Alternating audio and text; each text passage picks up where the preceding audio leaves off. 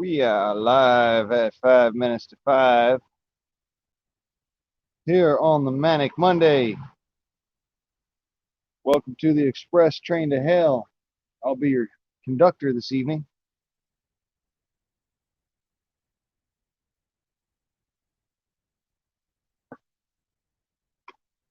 If you'll notice to your left, we have more programs of gun control and gun violence. You notice to your right, we have more capitulation.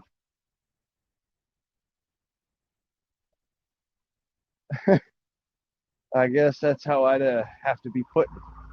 Because, well, let's think about this for a second. And do pardon the wind noise, folks. I tried to get my things in place to make things right, but yeah, there's we're experiencing about like 25, 30 mile an hour winds here at the moment. Excellent training weather, I know, but as it would happen to be, uh, we got some other adversity to be dealing with. So I'm gonna put off the training for the day and deal with the shots fired over this past week. Welcome to Crazy Town, USA. My daddy used to put it in some of the most succinct terms. God bless the memory of John Price. That man was awesome.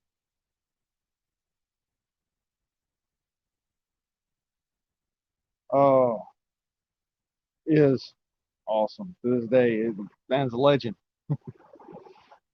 Tell you what, looking down on us, going, "What the fuck are you doing?"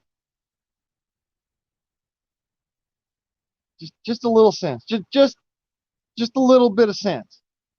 Just a little, tiny bit of sense, please. God, I am begging you. Oh, so I wanted to start off this afternoon with a couple of op-eds on the situation of, a few things that came up. I was watching a couple of vidges, as it were. Biden is proposing a tax hike that is only opposed by 8% of Republican senators. And, as you look at it on its head, this is what I was talking about. Where are you going to get the money from? Where's the money coming from? It's got to come from somewhere.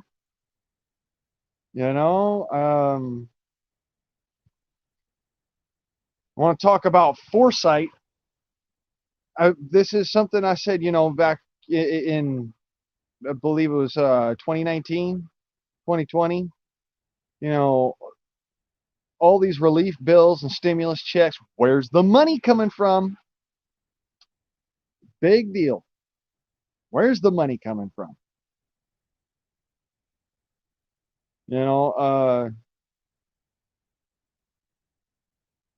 and the fact that only 8% of Republicans are opposed, it's kind of, it comes back to the idea of, uh,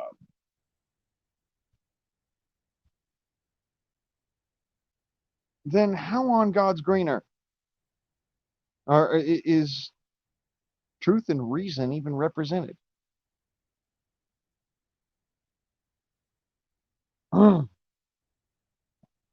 Mind you, this is my op-ed on what Senator Rand Paul said. Senator Rand Paul, Kentucky. Now, mind you, I do not believe that I'm represented in the state of California as an independent, and that some of the more radical senators of the right wing would not even be coming close to what the independent thought process is, and the independent thought process is wholesomely constitutional. All right. This is why,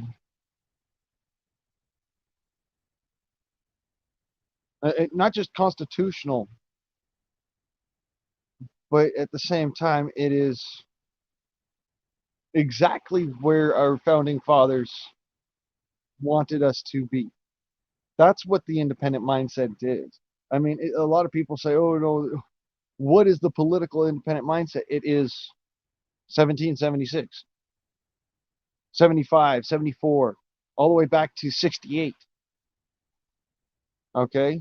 And we're talking, you know, all of the big defining factors that led up to the American Revolution. That's the independent mindset.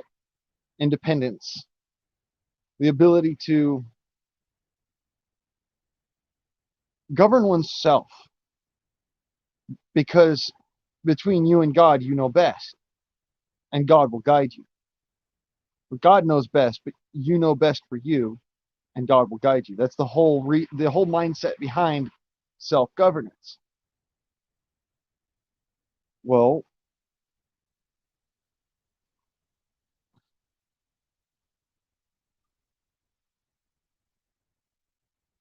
the question is where's the self-governance in,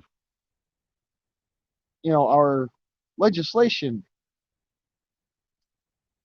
I told y'all live at 5. I went 5 minutes early. I do apologize for that, but you know me, I'd be either early to the battlefield or late to my own funeral, one of the two. Just don't call me late for dinner. I'll show up late anyways. anyways, uh, this all came off of Senator Ryan Paul talking about money spent on foolish enterprises, and I'm saying, yeah, these are foolish enterprises. All right, stimulus checks that have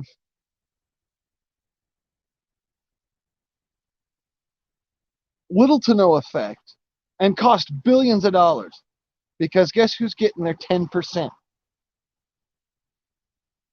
Or, it could be more, it could be less. I'm just generalizing here, okay?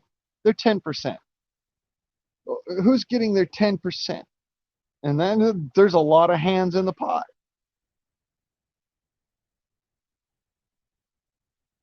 I mean, when he talks about foolish enterprises, I thought, yeah, COVID-19 relief bill was pretty stupid. But he goes on to talk about selfie experiments where people would take selfies and then they would rate their experience, and they spent that, millions of dollars on this, millions of dollars on selfie experiments to, I'm sorry, I've got all this written down, okay? That's why I'm looking off to the side and doing the glance check and whatnot. Millions spent on selfie experiments, specifically with the idea in mind to see whether or not smiling had an effect on your overall day-to-day health. A study on frogs' mating calls, the Panamanian frog mating call, to see whether the country frog and okay, um, more than $250,000 spent on doing this rather than fixing roads, by the way. We'll talk about misappropriation of funds. Whoa.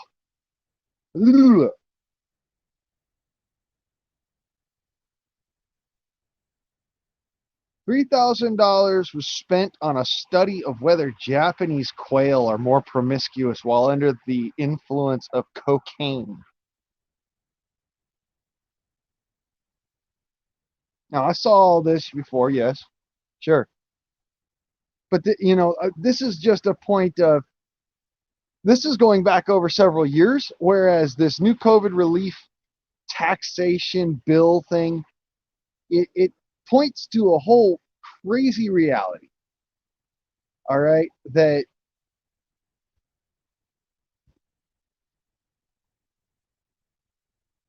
The money's not being spent where it needs to be. It's being spent in stupid places, on stupid items, stupid things. And we're looking at this and going, people are asking each other, don't do anything crazy, stupid, or harmless, but harmful, but what the fuck? You see these people doing this shit, and you're like, oh my God, how am I not supposed to do something stupid with this as a, role model? This is absolutely idiotic. You want to talk about misallocation of funds? Oh my.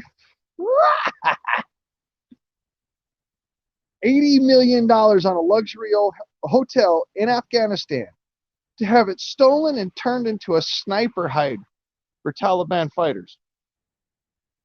Now, this is a couple years ago, yes, but again, all of this leading up to this COVID-19 relief bill, which is on its head something I called back in the beginning of all this. And I said, hey, where's the money coming from? Again, it's going to come from our pockets. So how does coming from our pockets to give us back crumbs of what we gave out going to relieve us? Just a question.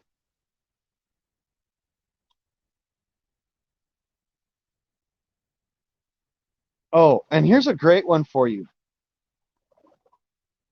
Over $80 million in stimulus checks were paid out to dead people.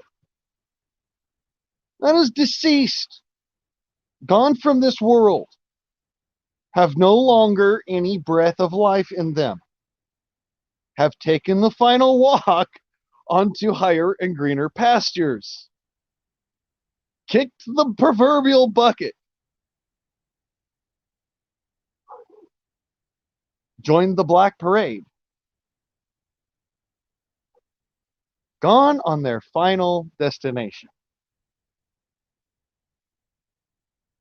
Yeah. Stimulus checks paid out to dead people. I'm betting they're wondering why the hell they are not able to spend that money. It's not yours. It belongs to this dead person. Okay, so then there's another topic that we need to run down, and that is China. I know. Insert Trump freaking meme here. China. I'm just gonna say,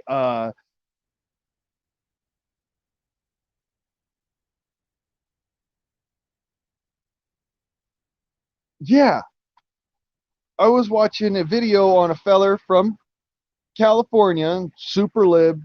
Like, you want to talk about super lib? I mean, I've met his type. Okay, I've lived in Los Angeles. I lived also up and down the coast in different places for different amounts of time. I met his kind. Okay, the kind that just it literally took them a face slap from going to China and then coming back to America to realize how much they really wanted America and how much it was important for Trump to be president rather than Biden or, a Democratic idealism, because the Democratic idealism is devoutly socialist. And let's be clear, he said he had some very poignant things to say about how China is pretty much capitalist, for lack of a better term. They are um, capitalist to the ultimate degree, like crony capitalist, and the ultimate crony capitalist. So when I say goals to overtake America, think on the level of China believes itself to be in competition with America to the level that they want to do everything better than we do. But the problem comes that they don't want to relinquish the power that they've accumulated in government. Whereas here in America, we are fighting and dying to keep that power in the hands of the little guys, because the little guys are the ones who actually are on the street and know what's going on. That's why we have the bottom up power scale instead of the top down power scale. Whereas the power is in the hands of the many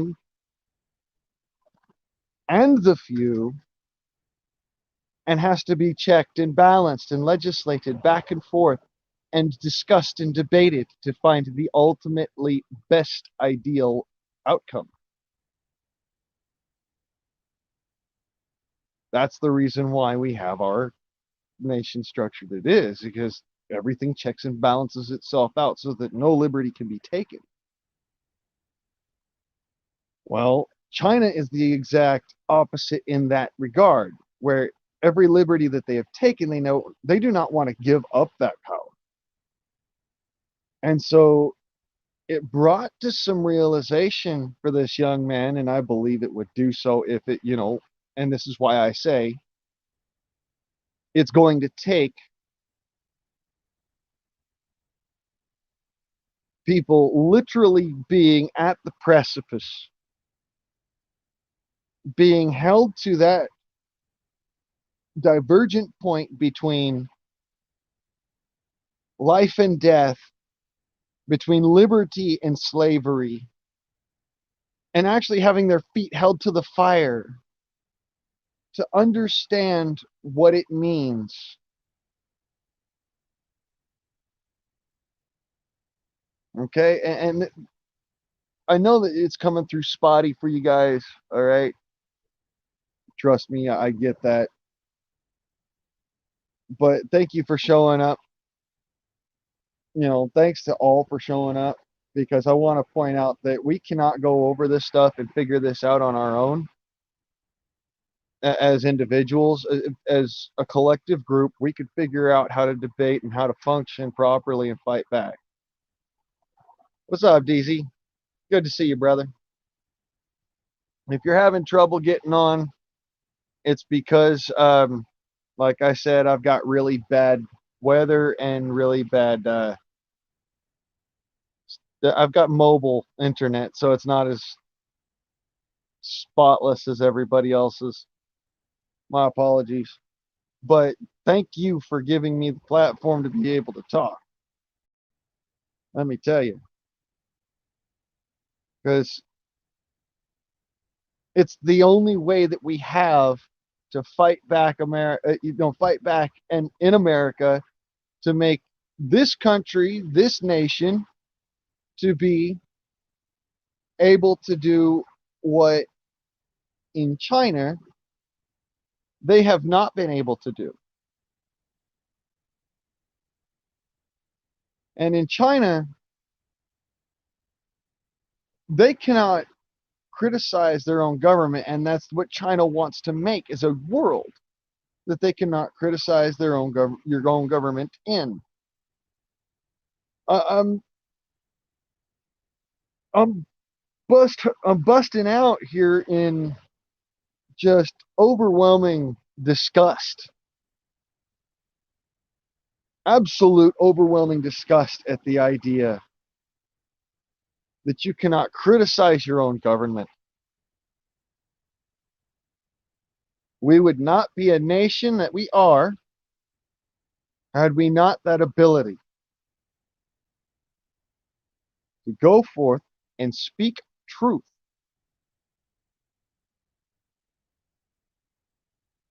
I believe that was Malcolm X who said that.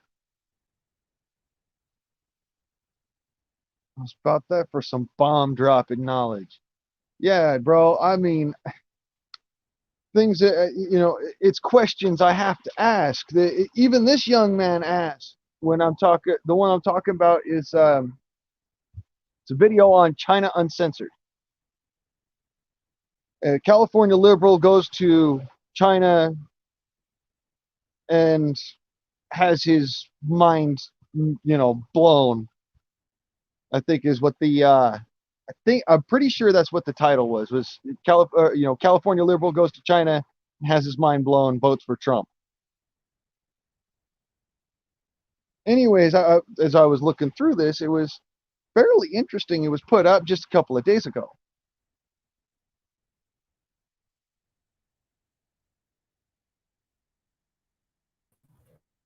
Welcome aboard there, DCD. Hey, bud. So, I have this question, and it's one from a Californian who is not a liberal to somebody who is literally living in this kind of hell right now. Why would you give China or any government power? Because you're Trudeau. Or Chiden. They're bought and sold by China, man. I'm sorry, but I'm getting fucking all sorts of robot, man. Oh, here. I think it's my internet. Hold on. Stop cam. Give it less data. It sometimes help. Yeah, I'll drop cam.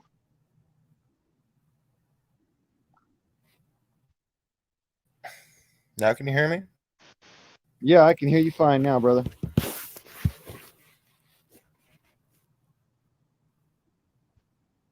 Cool. Yeah, it's just too much for the mobile data connection, I think. It happens. It just seems so backwards to me to give them power. We know that they're trying to overtake North America, period. They're trying to take over the world. Yeah, and it's not because, I don't think that people understand this. China is not that big of a country as far as landmass is concerned, but their population is fucking ginormous. People. They have 1 billion people or more. Yeah. I mean, yeah, America, we have, quite a few like people as well. I mean, you have around 350 million. Oh, well over that, brother. Let me point something out to you. There are 14.9 million people in Los Angeles alone, and those are just the residents. Yeah, California is the size of Canada's population alone. Just California. We only have less than 30 million people here. Wow. I just don't know why we're opening our doors to China, who is completely behind this. Well, here's the thing. As I was watching this mockumentary, I'll call it. It turns out China is not that technologically behind us, but in terms of politics, their politics are all or nothing. They are of steel or water, is the way that the Chinese put it.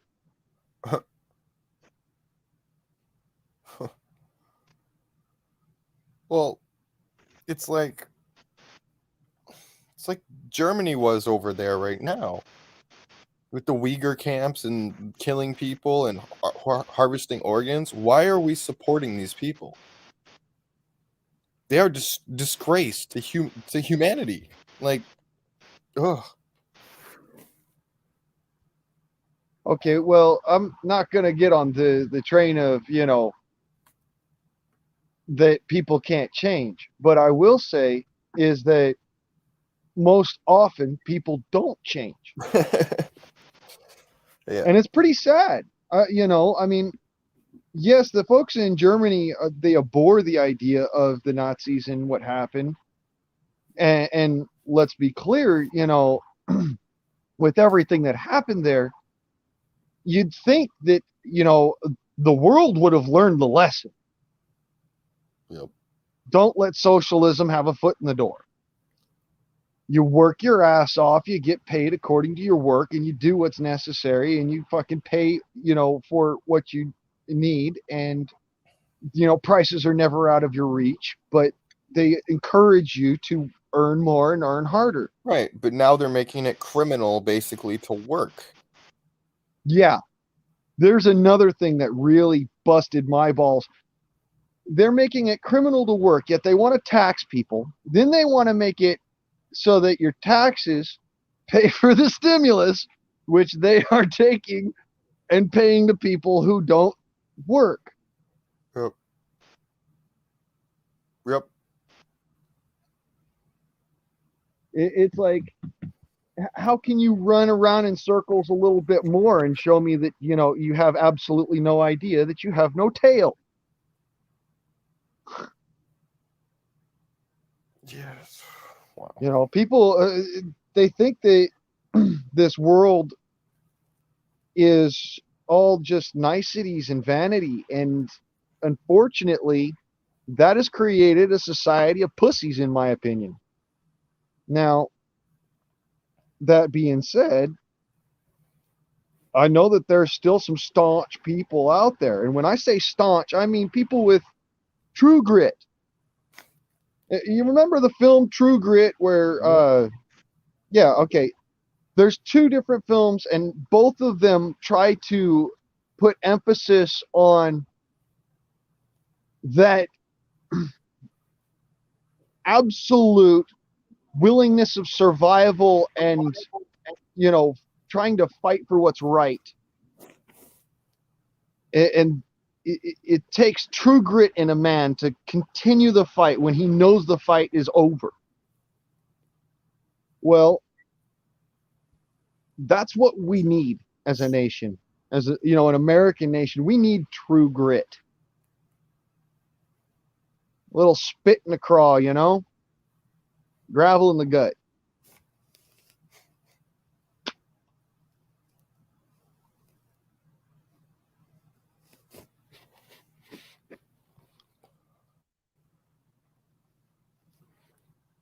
Sorry, I get out of roll. Oh, no. Fact. I found this crazy video the other day. And it was basically tears apart the whole plan and explains it. It was the most bizarre thing. It's this 2-hour video, and it basically was composed of every video that I've been digging at and getting in trouble for on YouTube. Yeah, pretty much. I saw one of those. It was about like 45 minutes after I just went down the rabbit hole and said, fuck it, There was a Snowden video and another one. But, when it comes down to it, some of the things that Snowden say, they're kind of suspect. But at the same time, you can't help but wonder, because even though he's been out of country for so long, having seen what he saw and all of the shit that he had the access to in the NSA at the time, and was able to relay to the general public, for as far as a militia gold mine of intelligence, dude fucking laid it out there, man. He put his ass on the line. And as far as I'm concerned, Snowden is a patriot. Okay, Mm-hmm. it takes a lot of balls, a lot of balls to do that. Now, I don't hate for any reason the idea that he's being tried, that he could be tried for that particular, but I'd say face the music, man, and fight back, because the reality is there's a lot of people on your side. Now, yes, the government's not ever on your side, and so the reality of that is that we're going to have to find some avenue that, the American people, the actual final say in who is treasonous and who is not. The American historians.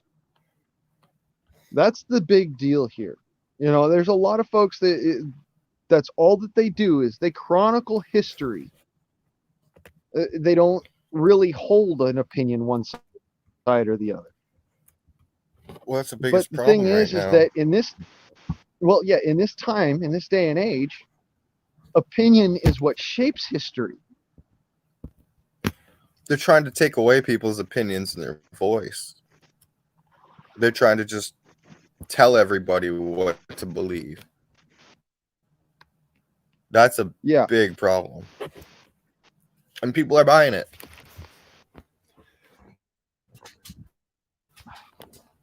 Like, I don't know, I'm kind of concerned about the fact that people are literally begging for this vaccine right now. They're killing themselves. They don't.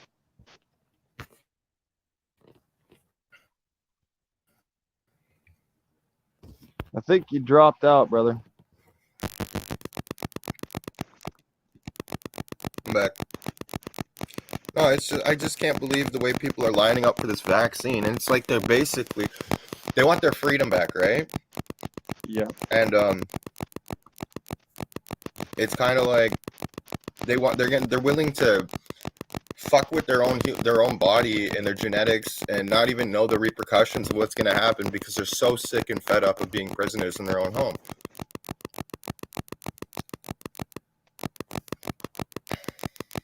Yeah, no, I understand that it seems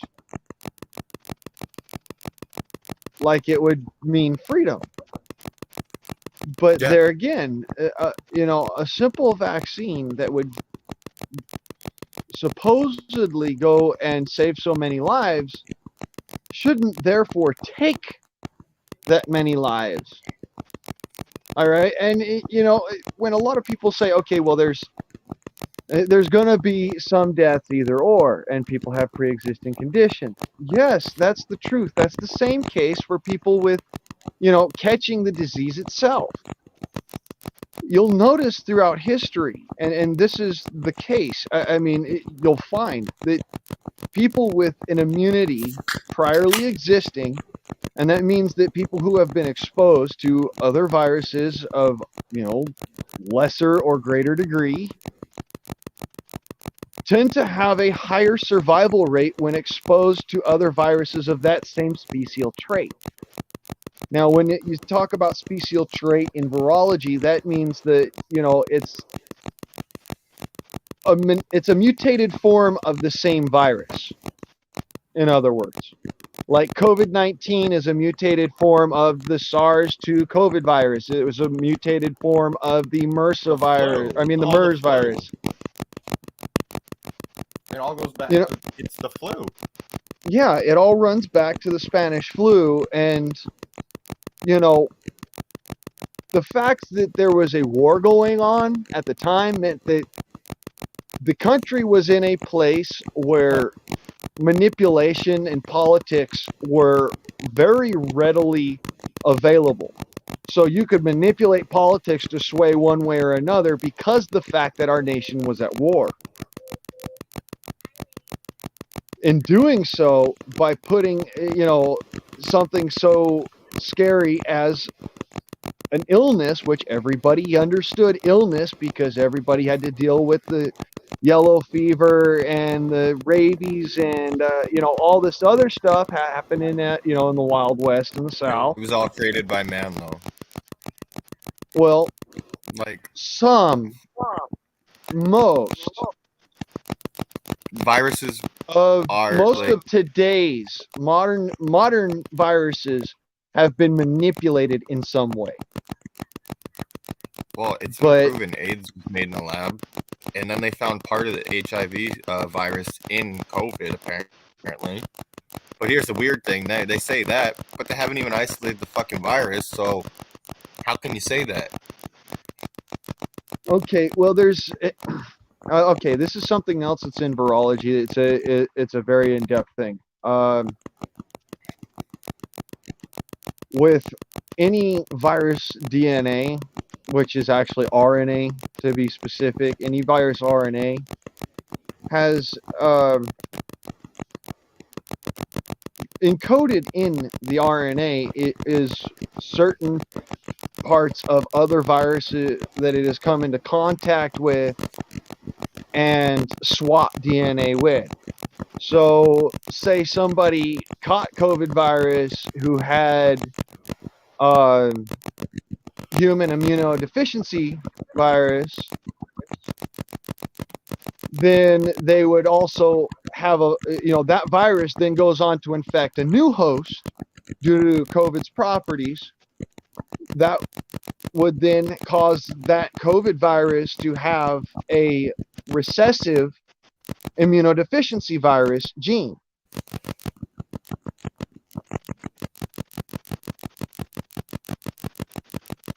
Or, code, anyways, in its RNA.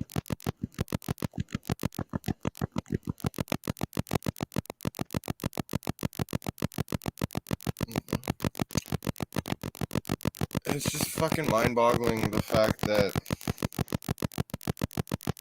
they want to change people's DNA and people are okay with it. No, don't get me wrong. I believe that that there are certain parts of the human body that are meant to function a specific way.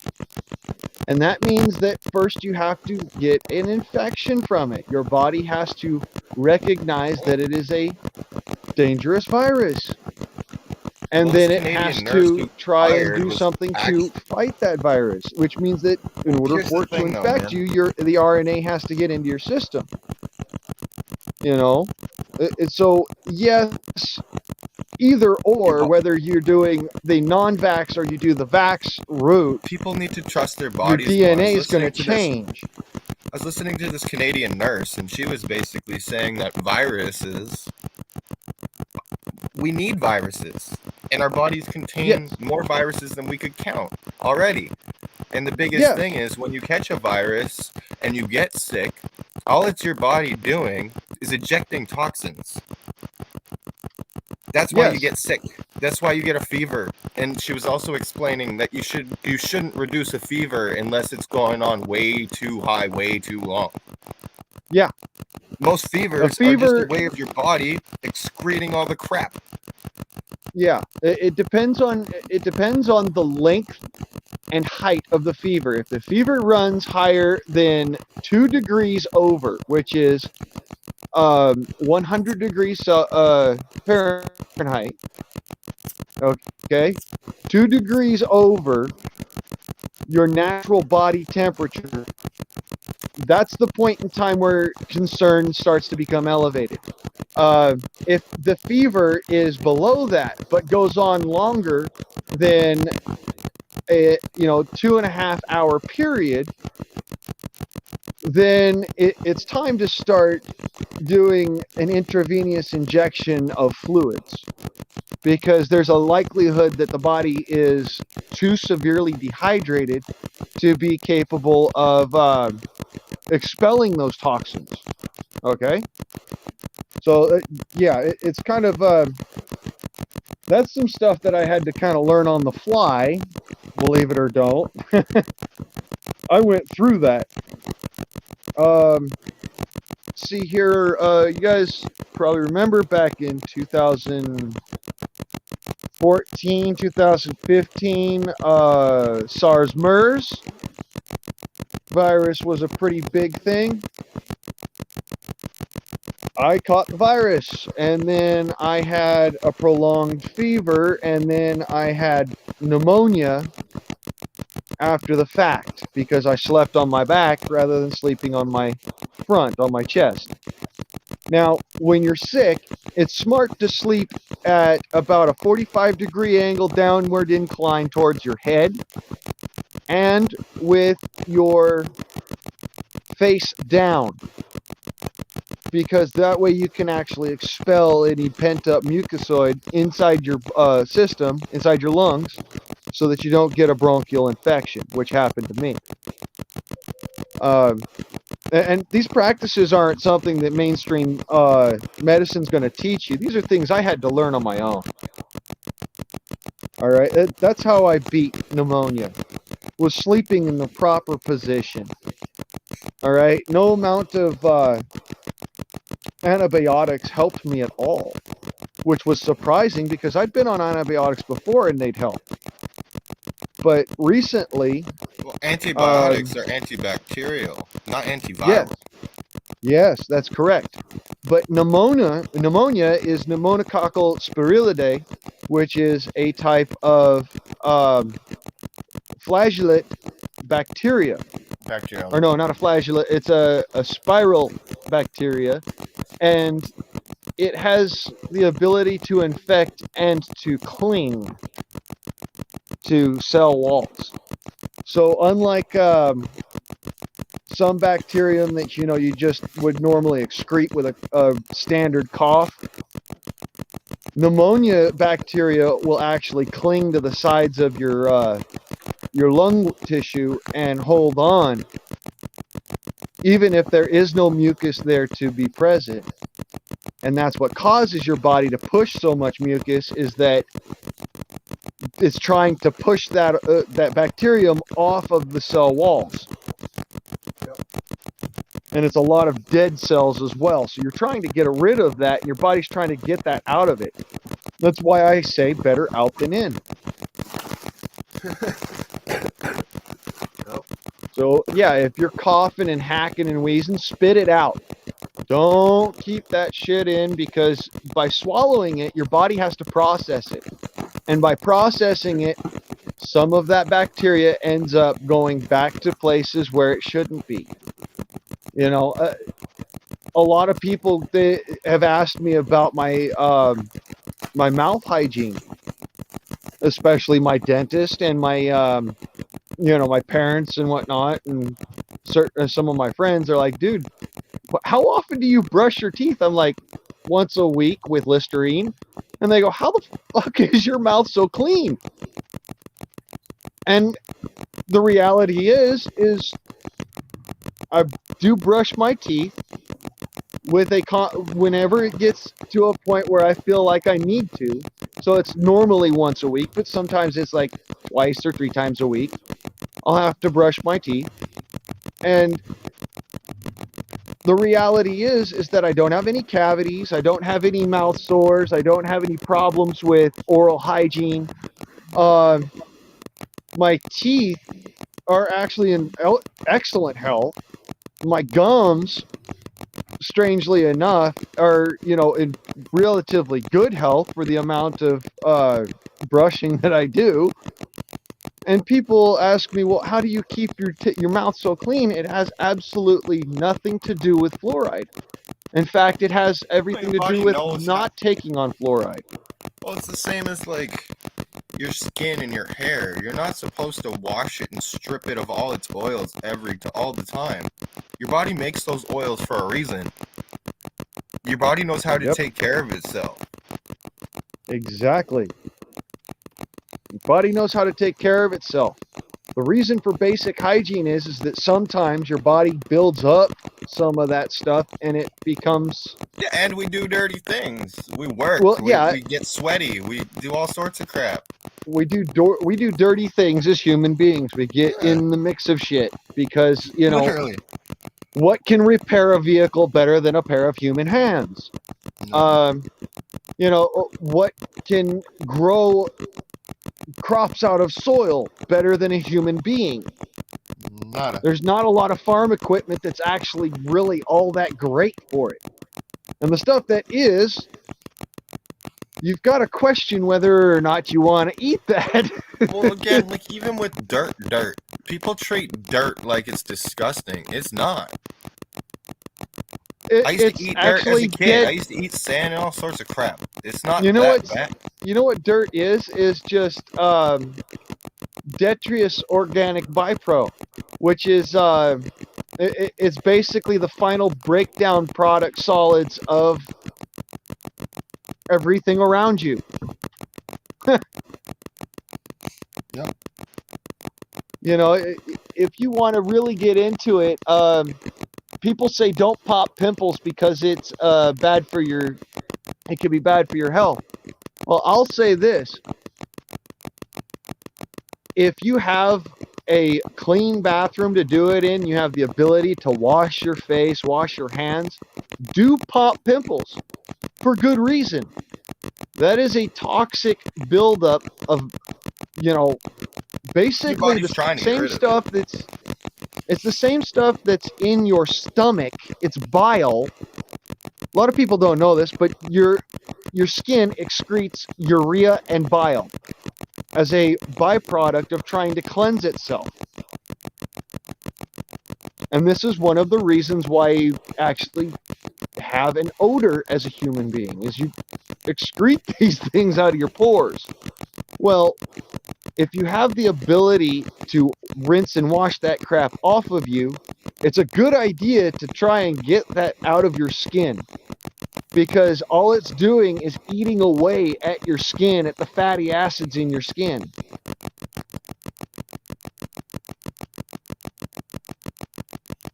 And yeah, it's extremely toxic. Don't get that shit in your eyes. Don't get that shit in your fucking mouth.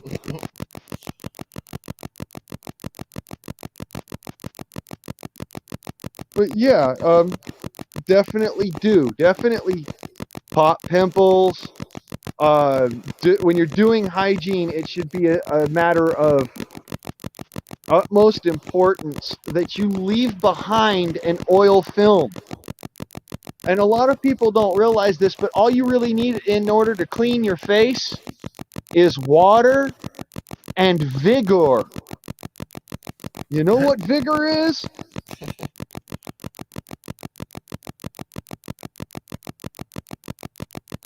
Speak up, brother. I can't hear you. What, vigor? Vigor. Oh.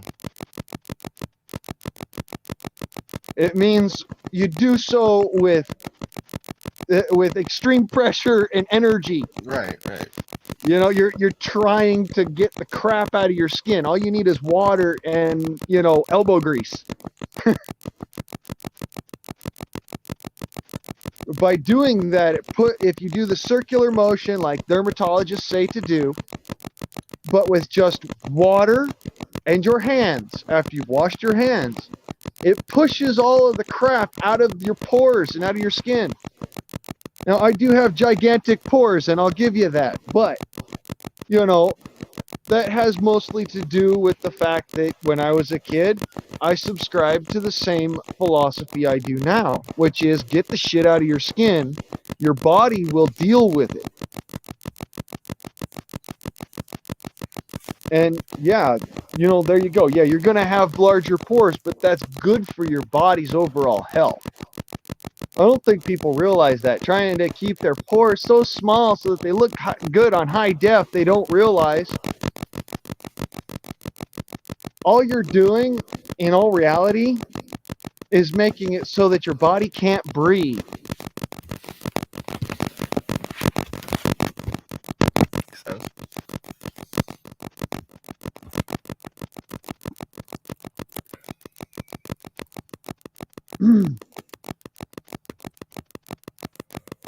Speaking of breathing, I need to breathe me in some smoke. Who all's up in the chat room trying to come on in?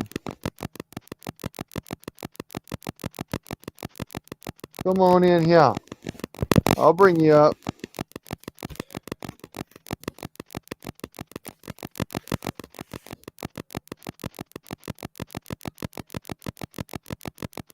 Hey, DZ, reload your camera real quick, brother. I'm getting some feedback.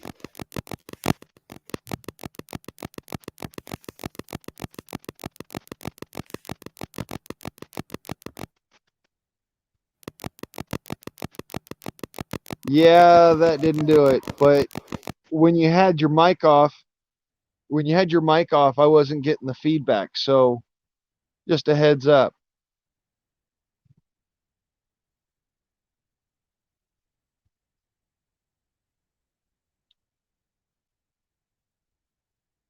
Yeah, I'm not getting any feedback now. Did you have something playing in the background, brother?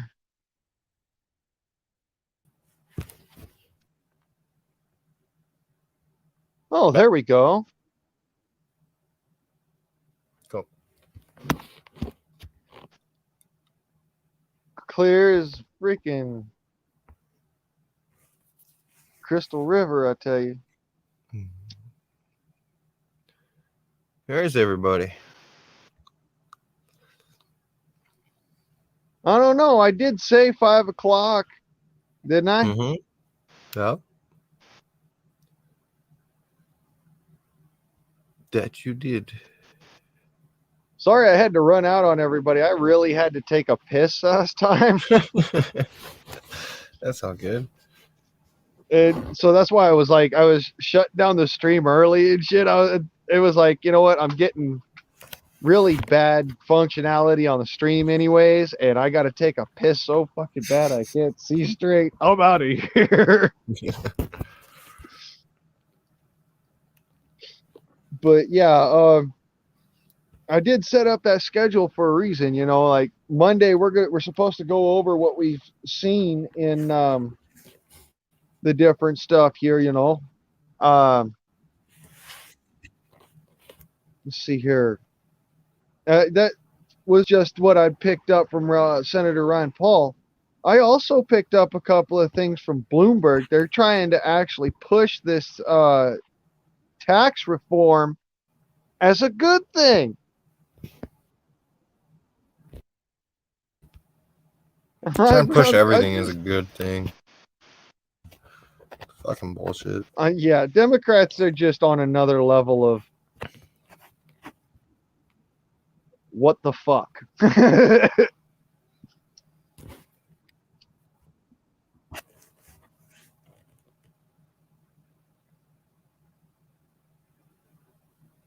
You know, a lot of people would think I'd take a hardline Republican route, but honestly, no, I take a hardline constitutional route. And that is no taxation without representation or misallocation of funds through misrepresentation of taxation. It's kind of important because of our country's history. You look at the way that our founding fathers set it down, you know, they were not happy about import taxes on I think it was like a 3% hike on British tea, a 13% export hike on tobacco, on American tobacco. And I think also on American potash and lumber, there was an export hike of almost like 60 something percent. It was insane. You'd have to look back at history to remember that, you know, we've gone through this a couple times as Americans.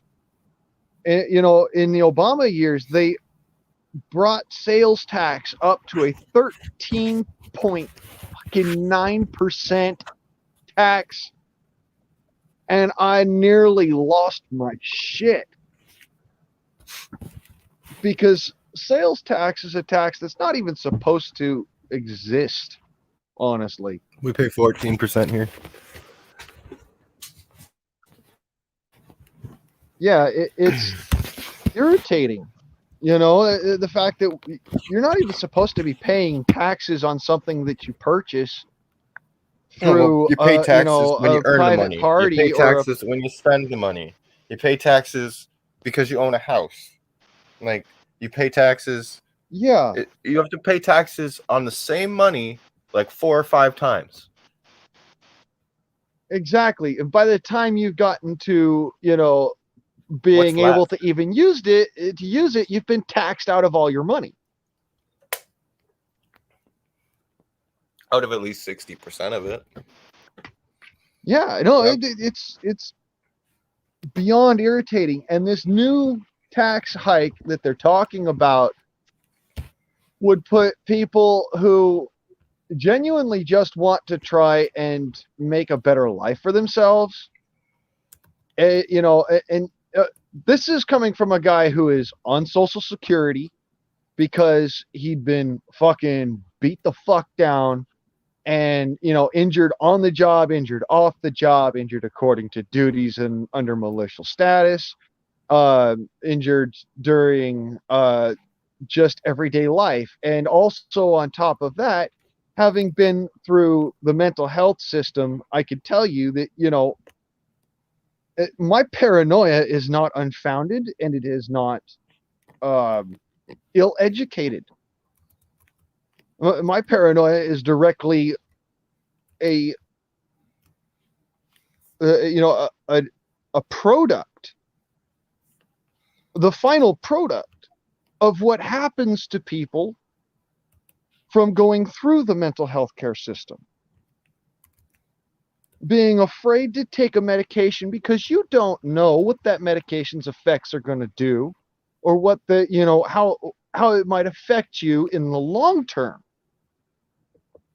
On top of that, not being able to trust your own doctors because their absolute interest is in money and wealth and not in your better interest. It caused me to have a fearful distrust of people who are in the mental health profession.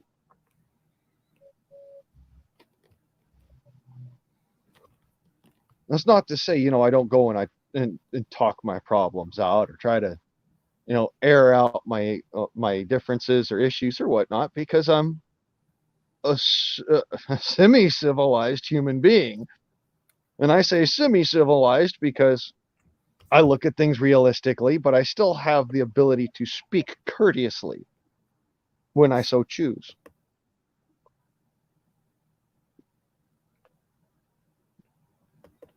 But when I'm trying to convey a thought or emotion, I do utilize my vocabulary to its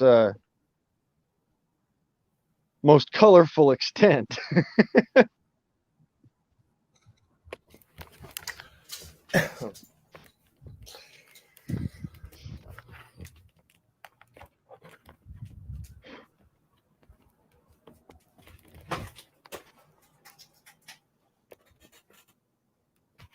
So another news item that just like literally crossed my desk a couple days ago, and my jaw about damn hit the floor, and I was in shock for 2 days, to the point where I could barely even comment on other folks' videos, or make videos about my own stuff. I was having issues and whatnot, and running back and forth. And you got to remember, I'm a genius mentality. I really can. I'm not only the narcissistic side of that, I'm also the knowledgeable side of that. So I really do understand how all of this shit works, and I'm seeing how things are happening around me, and I'm on top of that trying to do all of this other shit to make so I can get the fuck out of Dodge and make my life easier. Well, interestingly enough, I recognize that it's probably in everyone's best interest to actually be armed to a point where you have the ability of lethal education. And I mean, that's with the A, not the E. Okay, lethal education. Human beings, on the whole, every other animal in the animal kingdom has the ability to end another animal's life outright in its own defense. We are the only creatures on the planet that, with what we have evolved with, cannot physically defend our own lives with lethality. So that's where our technology comes into play. It certainly bothers me that, as human beings, we should regulate or no, not regulate, because regulate is training. We should legislate our greatest and best technology away from those who are the most willing to go out and enjoy that technology.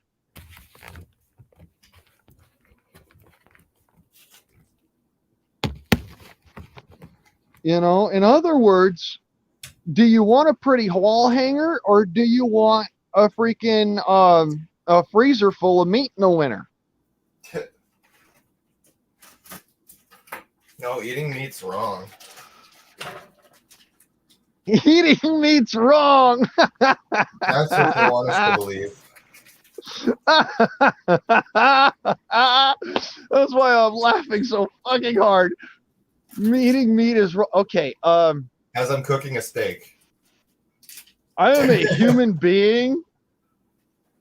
I need animal proteins, animal fats, and vegetable starches and vitamins and minerals from vegetables in order to survive and have a healthy functioning brain. And body. Yeah. And body, yes. If I do not have this in my diet, I'm probably going to go either insane or be very sick. So here's the idea for you. Maybe you shouldn't be just solely eating vegetables and just these things. Have a robust diet. Good God. And yes, a steak is great. But also have the carrots, have the green beans, have the freaking potatoes, have the corn, have the celery. I'm talking have a robust diet. Because the thing is that you need to have all of that food, all of that nutrition. Your body can't just survive on, it'll eat itself. That's why we're and omnivores. This has been proven. You cannot survive on pills and freaking plants without having your body eat itself alive. You have to put the right proteins inside of your stomach, or your body will decide that you're not getting the right proteins and start eating the muscles in your body. And that's why vegans look like sticks. Exactly.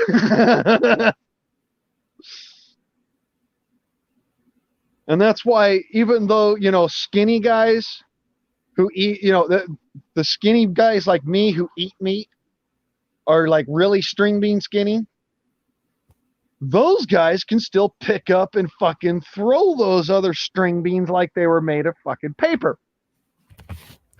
That's that reason why. It's because we happen to have actual physical strength. Oh, you brought me to the bigger subject now. You know what they're trying to do here? They're trying to make it a crime for being overweight. But here's the thing. What they consider overweight, they consider me over fucking weight. They're saying that people who are overweight are the mass spreaders. Oh, that's fucked up funny. Wait, so now what they're doing, bro, I weigh 180 pounds and I'm 6 feet tall. Apparently that means that I'm too big of a body mass index and that I could be a mass spreader. So now they're trying to limit flights. Here's what it is, dude. They already took our guns here. Now you know what they're trying to do? Now they're trying to take away our muscles. They just want a bunch of skinny soy boys that can't fight back. We're shit. Exactly, because they saw what happened in Portland. They saw what happened in Los Angeles. They saw what happened in Texas. They saw what happened down in fucking Manhattan Beach in California. They saw what happened over in Florida. They saw what happened in the capital, and they do not want to have in Canada the same kind of revolt that they had here in America. Because they understand in your government that any thought process that is not put in check can lead to self-thought. That means that you have the ability to think for yourself and do what you think. Well, the thing for me is I'm not fucking overweight. I don't have any fat on my fucking body. I'm all muscle. I could beat the shit out of most people. They don't want that. No, they don't. And here's the thing, dude. I am probably, 187 pounds, soaking fucking wet. Yeah. My body fat index is actually higher because I've been injured. Right. So I can't physically work out certain muscle groups without extreme pain. So when I say that, they don't want me out and around because I'm supposedly one of these mass spreaders. It's just an excuse to fat shame people and like make people skinny, man. Skinny twigs Oh, that no, can't dude. fight back. If you looked at me, I'm fucking skinny as a goddamn rail. Oh no, but you're overweight. No, but I'm overweight. That's because what I'm they say. I'm 187 pounds and I'm overweight. Although, I'm 6 foot tall. I'm literally, Dude, I could be 90% of that is muscle. The only muscles that are actually lacking anymore are my abs. If I was 200 pounds, I still don't feel I'd be overweight. Yeah, You that's can crazy. see my rib cage right now, and I weigh 180. Dude, 6 foot tall, 200 pounds used to be considered to be in good, fit condition. Right. In my opinion, that still is. I can't build that muscle mass index, so my good fit condition is actually about anywhere from 180 to 190 pounds.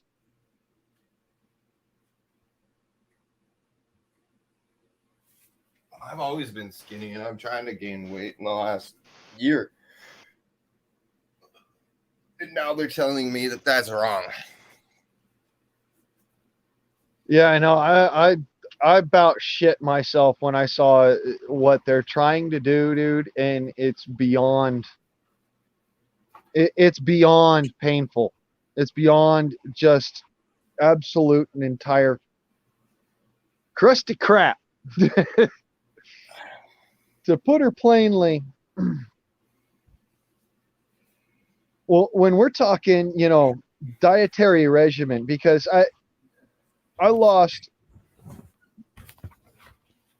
when I got off of a high plant fiber, high plant fat, and lard diet intake. I went down from 250 pounds down to 165. Yeah. And then I gained another 10 pounds and just kind of held there for about 10 years. And I've put on just a little bit more weight since then. I used to be able to, when I was that 250 pounds or, going down just a little bit, I used to be able to lift up the back end of by hand. No extra special nothings, no fucking PT belt or nothing, just bare hand and frickin' caveman brute strength. Picked up the back end of a Toyota pickup truck, one of them little S510 or some shit, something about the equivalent of a Chevy S510.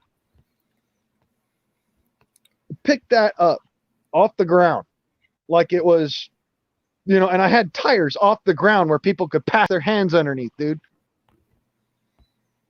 I used to be built like a tank. And now, I'm not capable of doing that feat anymore, but fucking woe betide the poor soy boy son of a bitch that decides to lay fucking hands on me.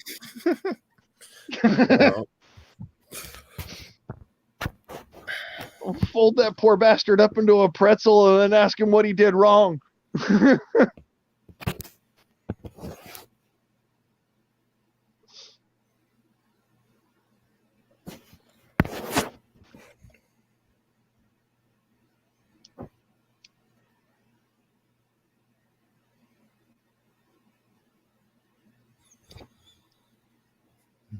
But yeah, dude, anymore as I start questioning folks in their dietary regimen.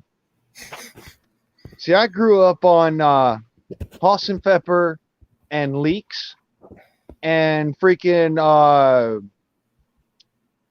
elk liver and onions and deer heart and masarpe and deer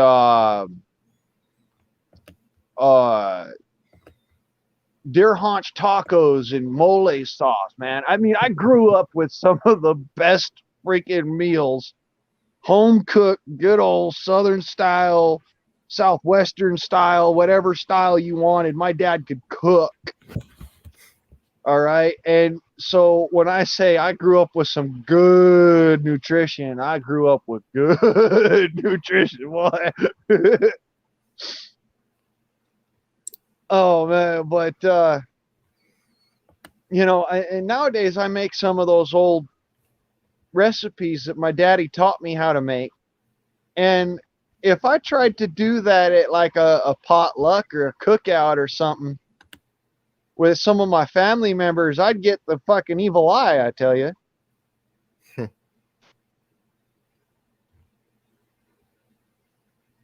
No, but it's made out of animals. My favorite. Yeah, didn't you know I'm part of PETA? We're omnivores. We eat both. Yep. I eat tasty animals with greens on the side.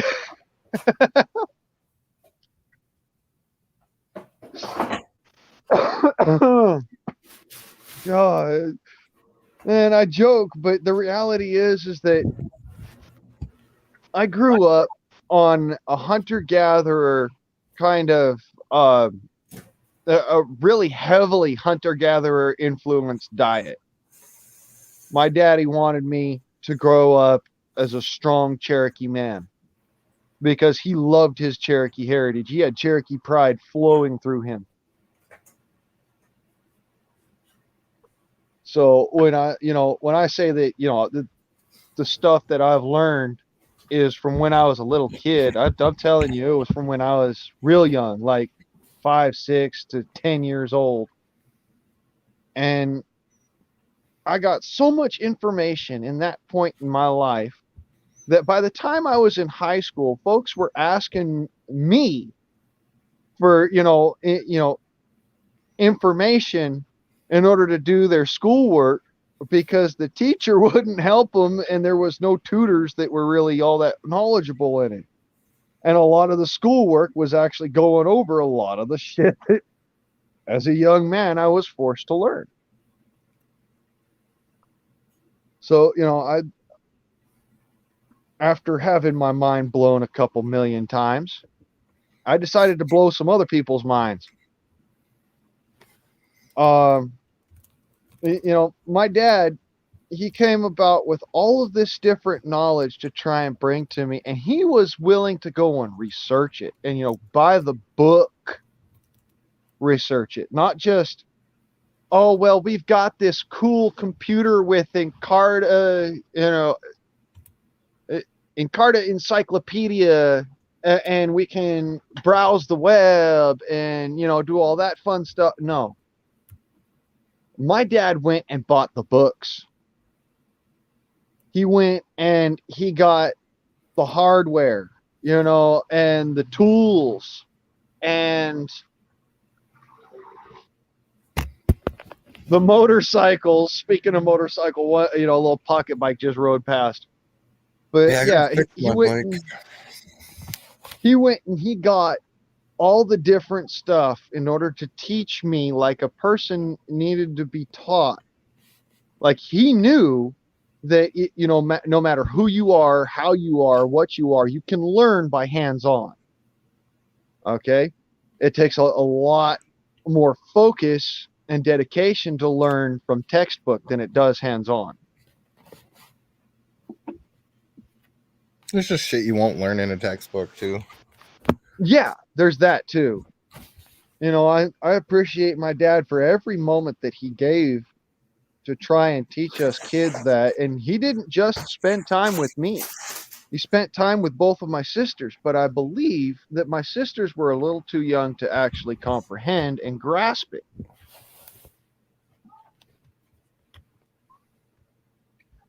And to this day, they still look at me like, I'm the plague doctor or something.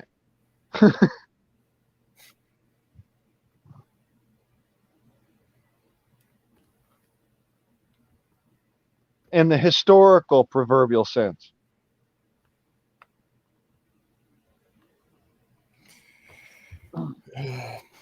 I'm not talking about online gaming because I don't do that. If I don't y'all know. hadn't noticed yet, I don't online game. It's just because, when I was younger, I used to play video games a little bit, and I'm not very good with a controller in my hands. But in everyday life, I scare myself sometimes.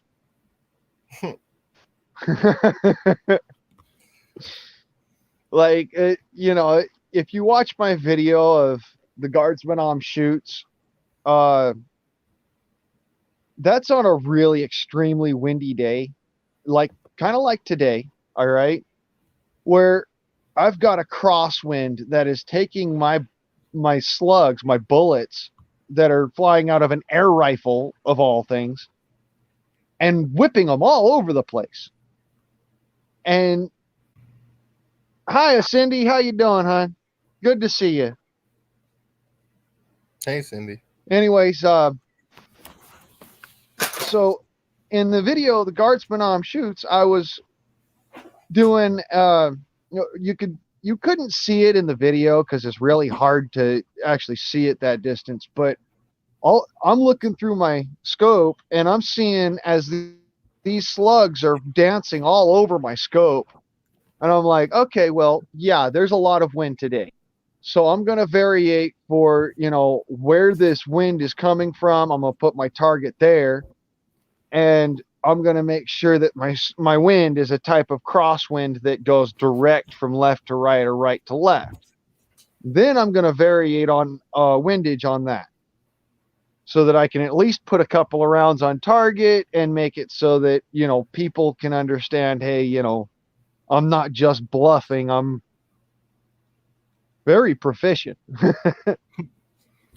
So I sat there for about 20 minutes as I videotaped, and I was sitting there shooting, and the good shots that I'd videotaped, I didn't really have to edit much because the wind decided that it wanted to kind of cooperate, so it was constant in blocks. When it elevated, it would elevate to a constant wind, not have gusty bursts. So it was good for training. Um,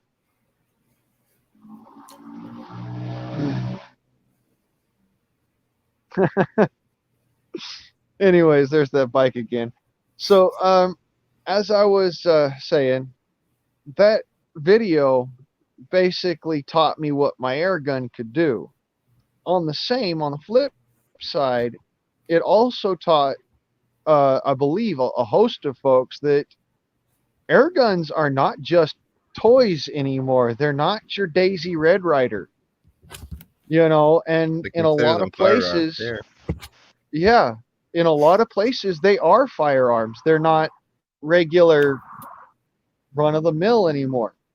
Now, the United States is really slow to getting legislation up on things like air guns because of a specific happenstance that happened in Utah back in Utah and Idaho back in the early 80s, or no, late 80s, early 90s.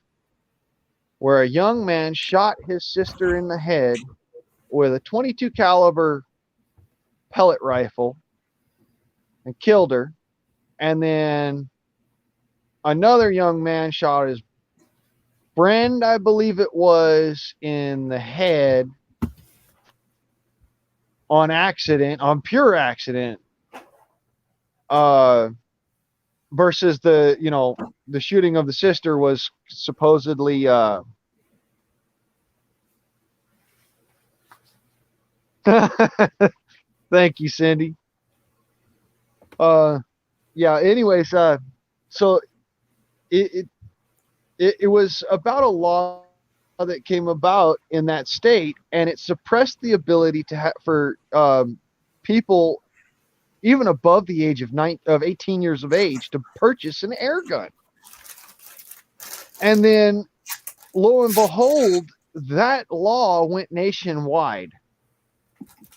um to this day, under the age of 18, you cannot purchase an air gun in the United States without a parent or guardian present. That's an air gun. Yeah, it's you got to be 18 here Yeah, for any air gun or it's 18 in the paintball. United States as well. Yeah. But here you can only get ones that are under 500 feet per second. Yeah, well, it has a lot to do with the fact that kids are going to be kids. But here's the thing, if you have these air guns or these firearms or what have you, you know, you're going to take special precautions as a parent to not let your kids have those guns when you're not present. On top of that, you know, I've been shot with a freaking high powered air rifle. I'll tell you right now, yeah, they can mess you up. But at the same time, if you use them responsibly, like most gun owners will do, and when I got caught up in all of that bullshit, it was because I went against my better judgment. And I even said something about it myself. Yeah, we shouldn't be playing with these kinds of things like this because you could kill somebody with this. And, nobody else wanted to listen to me at the time. Well, I got shot in the face and I almost died from it. It's these things that common sense, if you have it, you're gonna actually voice up. But when you're outweighed by a group of idiots, it's really hard to walk away because you might be necessary later.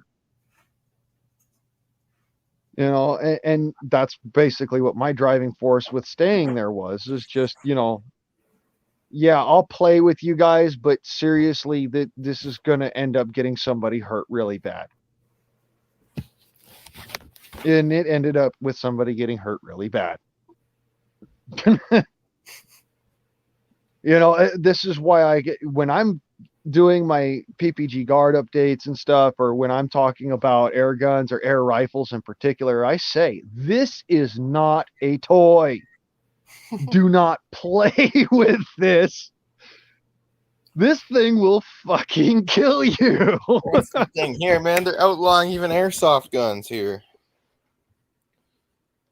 Look, airsoft guns are made specifically to shoot at each other. To shoot at each other with. That's what they're for. Yeah. They are so that you can play your games like we used to play war with BB guns, only they're safe-ish.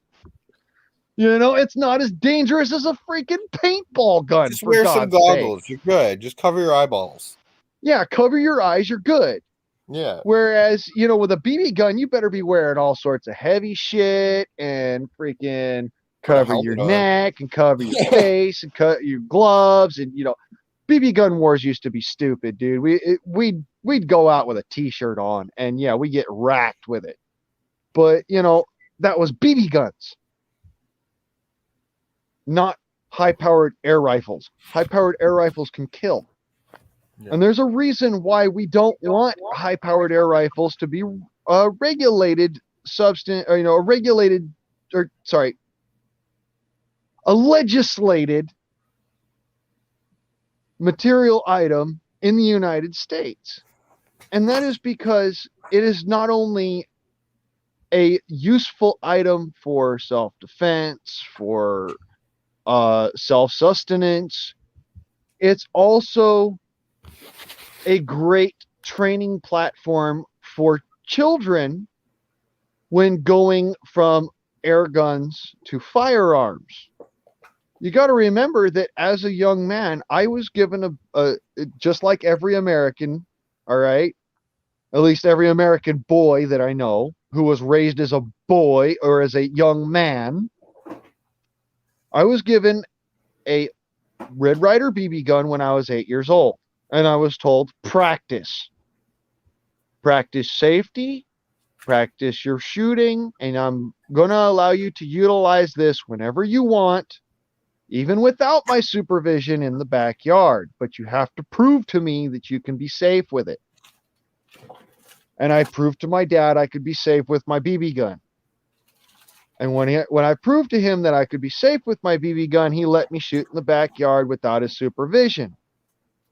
Then one day while him and my Uncle John were, my Uncle Scott were out there working in the backyard, we had a BB ricochet. Well, I had a BB ricochet from off of one of the targets I was shooting at. And my dad said, you need a more powerful air gun, because the reality is, you can't just be shooting at targets and having BBs come back and hit somebody who's not necessarily ready for that. So he went and he bought me a 22 caliber air rifle for my birthday, a Daisy Powerline 109. And this is right before the ban in Utah kicked off for the Powerline 109 and the 880, where you couldn't purchase those air rifles in Utah. So he bought me a Powerline 109, and it gave me the ability to actually, go and do air gun hunting and to do some of these other things that you wouldn't normally be able to do with an air gun of those kinds of days. It was a pump gun. It was a great little pump gun. A little 22 pointed pellets, and, knock down squirrels or go hunt skunks or something. Well, that evolved very quickly because by this point, my Uncle Scott was finishing up on doing the work around the house, and he didn't want to be, he was going on to greener pastures, working on other jobs and stuff. And so by this time, we had all said, okay, we need to move Blaine onto real guns. My mom and my dad and everybody kind of agreed, even though my mom was kind of begrudgingly part of it. She doesn't like guns. Anyways, they all agreed we got to move Blaine onto regular firearms so that he understands firearms and understands the utter power, the sheer power that a firearm creates. And so my Uncle Scott agreed, and we did a range day, and we all went out to the local outdoor range, and we shot up a bunch of mag dumped into a bunch of trash and had fun.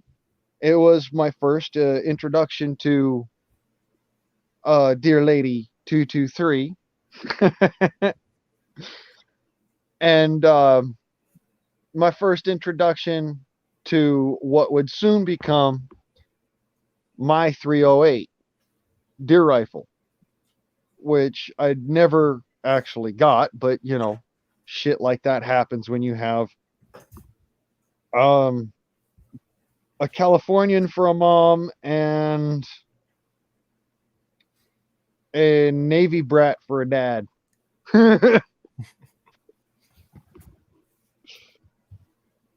Oh man, I'll tell you, my life got interesting.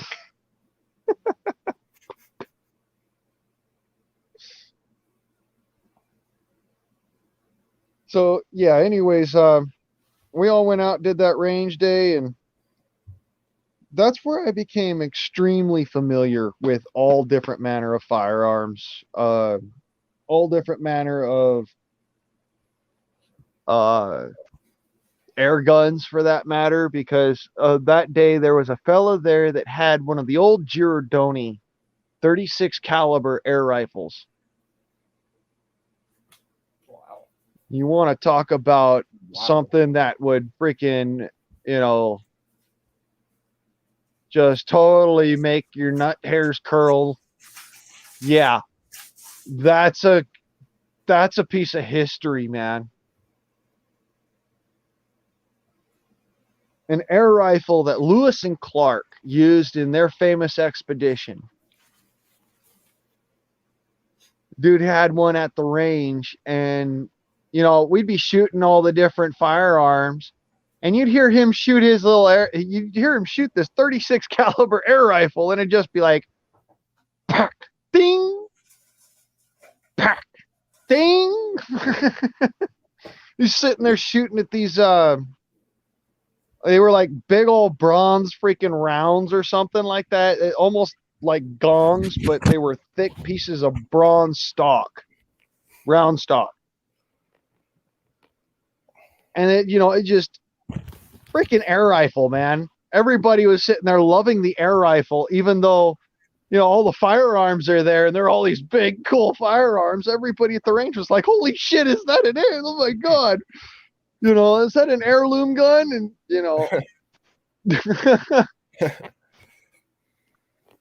people that are part of the gun community fawn over things like that. The Giordoni rifles were some of the best ever made as far as air rifles are concerned, because they took the existing black powder technology and they put the ingenuity of using what it was at the time a novel idea, a pump, and created the way for the pump to be integral to the gun, so that it would be able to pump up a canister. You could then fire several shots in a row without having to reload, and the magazines could be reloaded from the outside of the gun, so you didn't actually have to take the magazine off, which meant a continuous stream of fire.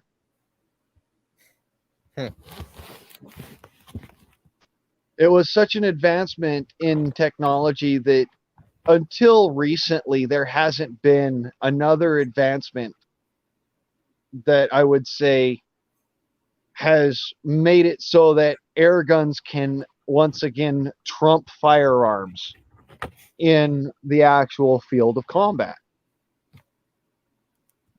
And those advancements are shrouded barrels with suppressors, high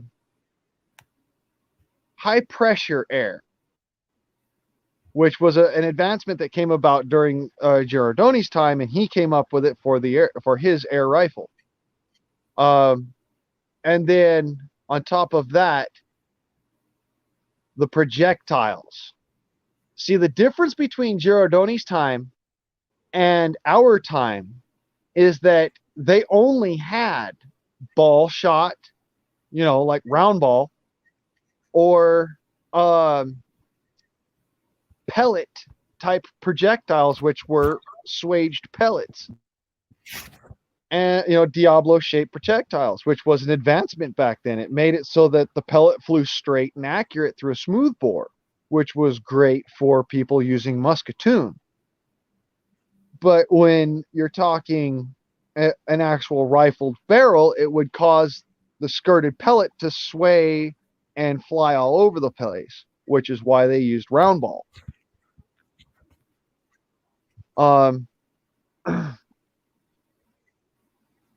The advancements with the Minier ball later on, didn't come around until the turn of the next century. So you got to remember that, we didn't have real bullet-shaped projectiles until long after we had pellets and ball shot. And so air rifles were shooting these kind of projectiles back in those days, and they didn't make the advancement until I think it was like 2007, 2008. What? The first sabot slugs were being created for air guns. Wow. Yeah, it was astonishing that, until that point in time, a slug was, an actual minier ball type slug was not thought of as being pertinent for an air rifle. And then the recent advancements in Afghanistan and Iraq with ballistics, those have also been translated to air rifles and to firearms in general. And now you can get the ballistic equivalency of a laser beam, literally a laser beam, from an air rifle.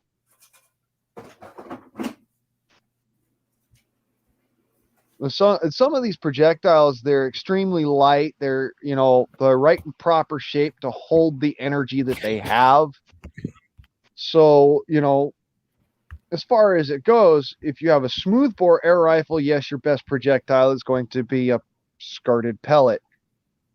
But in this new day and age with smooth twist and Lothar Walther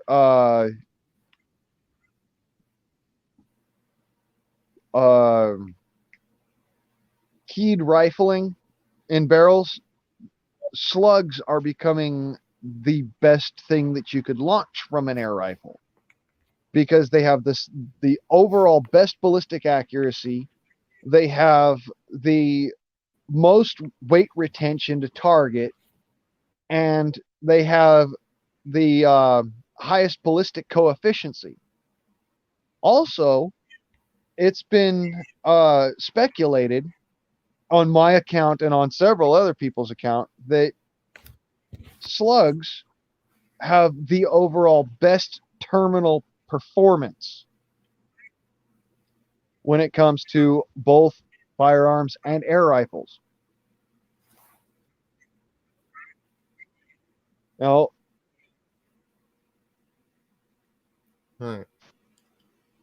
when you look at it on its head, there's this idea. Yeah, okay, come a hollow long way points. in the last... Yeah, we've come a long way. A long ways. I mean, fully automatic air rifles. Who would have ever fucking thought? A fully automatic 30 caliber air rifle. It exists. Wow. And when I say fully automatic 30 caliber, that's fully automatic 30 caliber slinging 58 grain on the low end. Okay? 58 grain projectiles at around 1,200 feet per second at a rate of fire about 1,400 rounds per second. Or 1,400 rounds per minute. Sorry.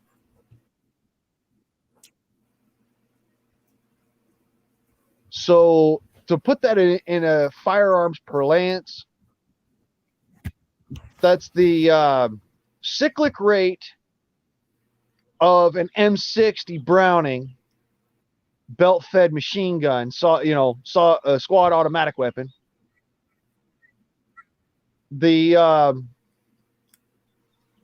ballistic coefficiency of a 308 and the energy reliance of a 223. Energy to target. This is why people, I look at folks and I'm like, legislate and legislate and legislate, and we will find a way. Fuck it. Your Sprava turned freaking crossbows into fully automatic weapons. Fuck you.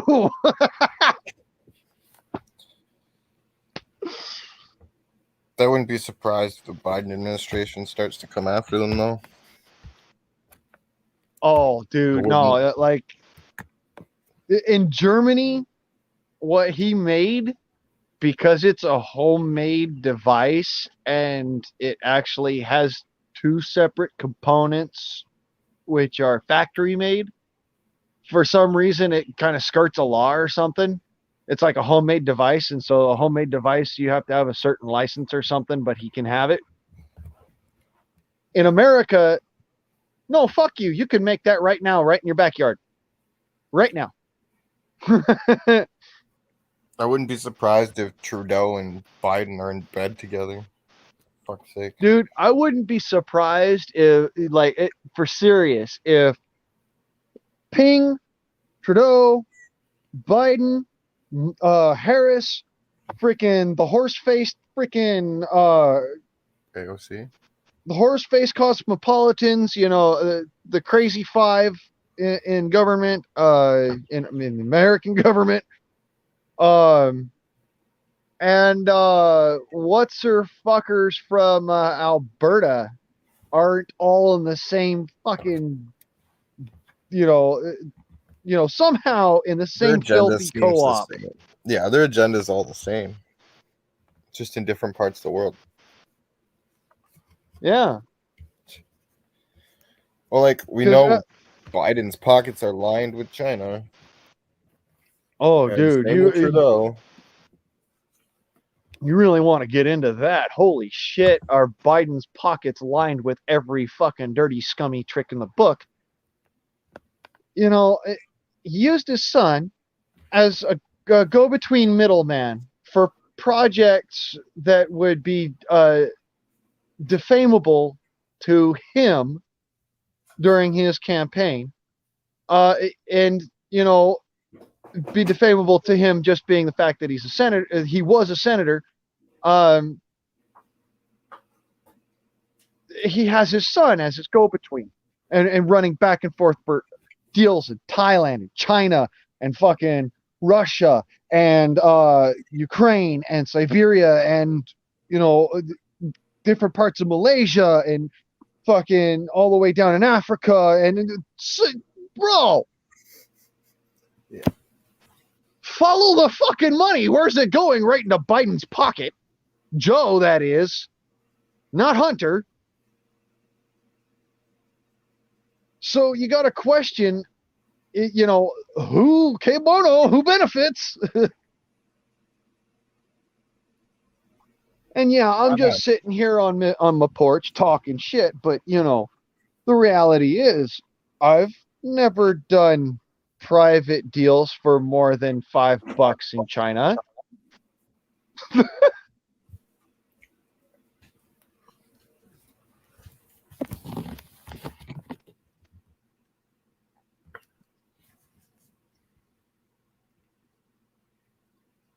You want to know who, how, and where the power shift is coming from?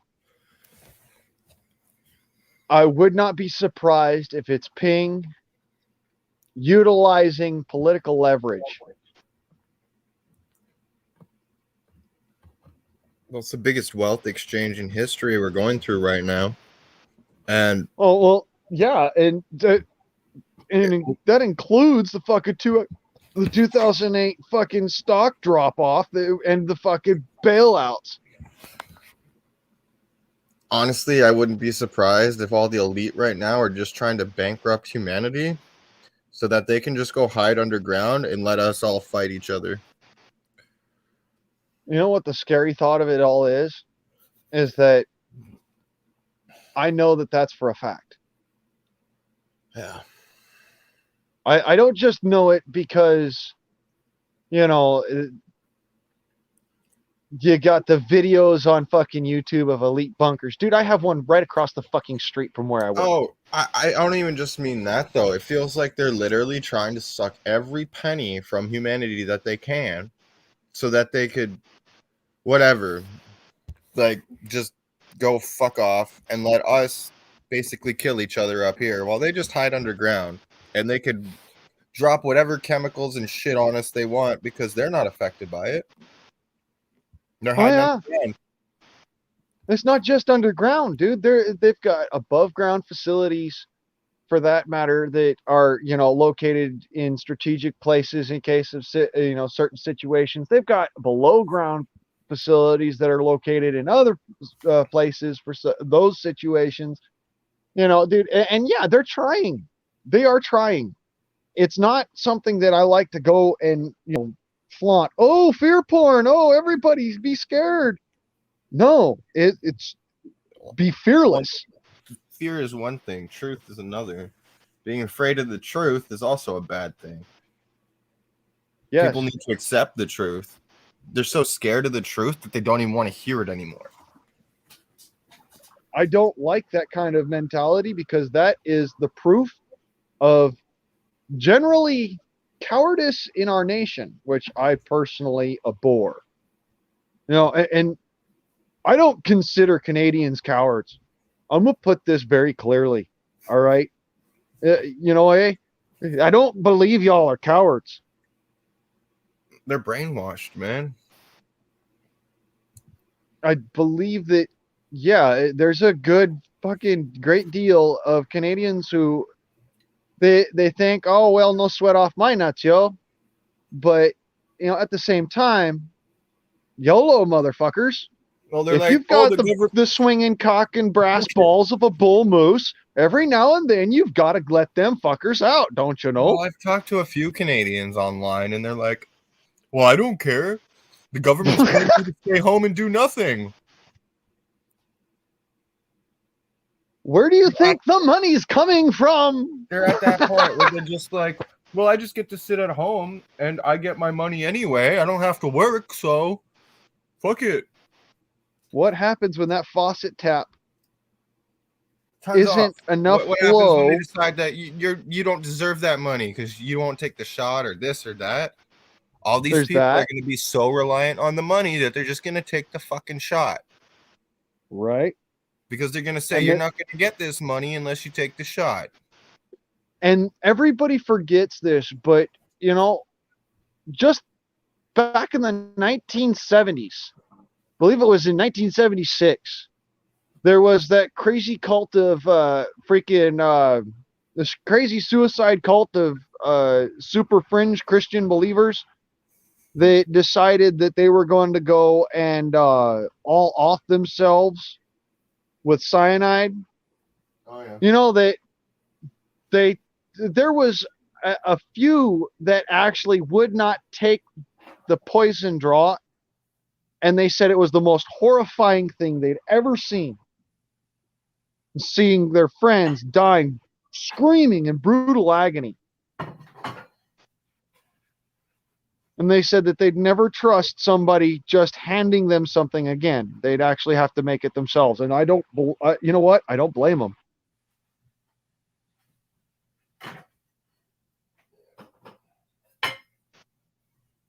I mean, imagine for a second, you've got, people who they've survived the worst that humanity can throw at you, and they still have a good outlook on life. But at the same time, because they've survived so much, the willingness to trust others is one of those things that is very difficult to bequeath anymore.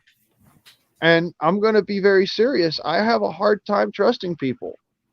If I can't hold you accountable specifically to, what I would consider to be an equal side, how then can you personally consider yourself an equal to me, or vice versa? And in that sense, how can I personally consider you as equal? See, that this comes down to the very fundamental of how America was built. It was built on unity. It was built on coming together under one common cause where, freedom and liberty be the ultimate goal.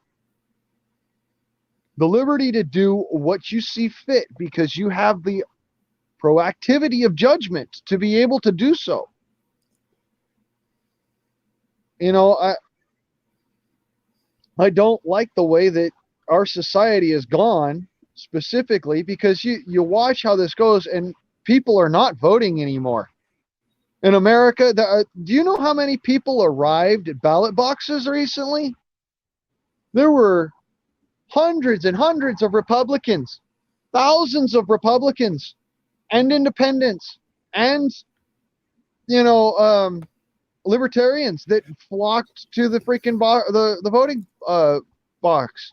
You know how many Democrats were actually at the voting ballots? The numbers might astonish you. Nope. There were less than 100 at any one ballot polling place. At any one polling place in America, there were less than 100 Democrats, and yet these fuckers still fucking passed. Wow. And yet he got, yeah, right. Right. All mail-in. Mail-in scam. What really irks me is that people just fucking walk blindly into it and go, that's okay, that's fine, I don't care, it doesn't matter to me, right? Hide your pain, Harold.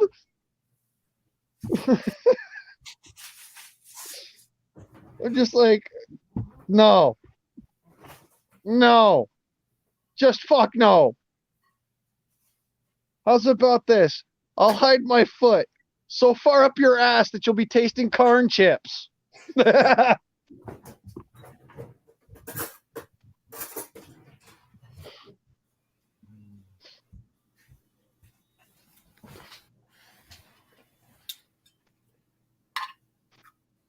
Oy. I'm low on tobacco. Keep us enthralled, Daisy. I'm going to take a walk real quick. I'm just eating dinner.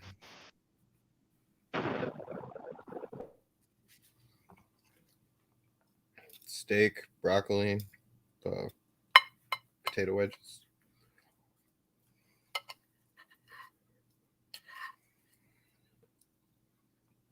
Mm.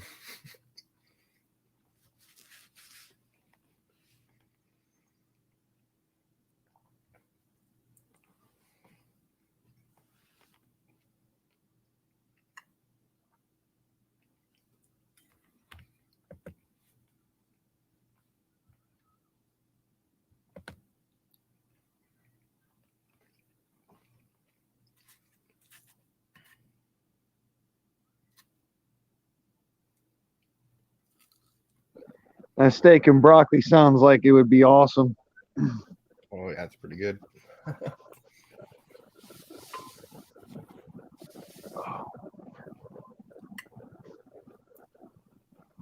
Headphones? There we go.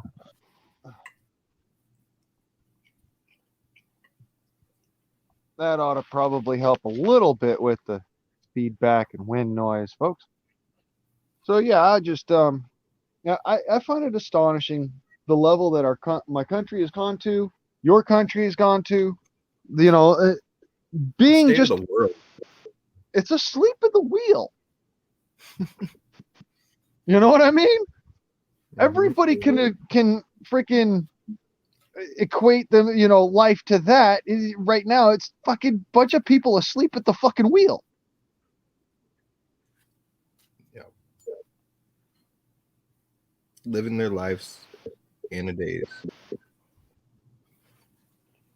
Oh, boy, I tell you, living their lives in a daze, from days to days.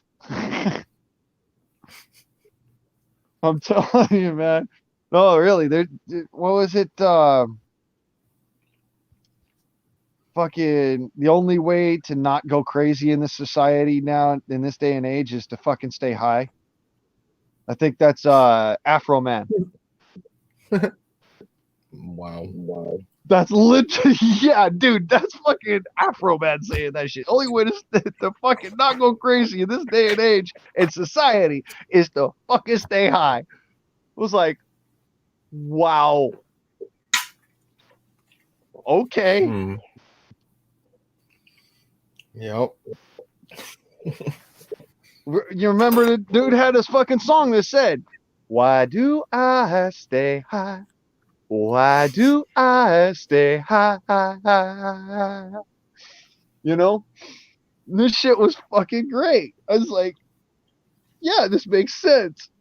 Dude raps about fucking real raw shit at the same Oh time yeah. as he's fucking all this other shit. But yeah, like Tom McDonald, like what you guys were talking about,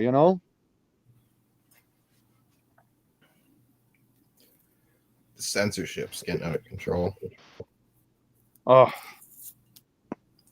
you're telling me, fucking Censor City. I'm pretty sure they've already bleeped out like most of what I've had to say.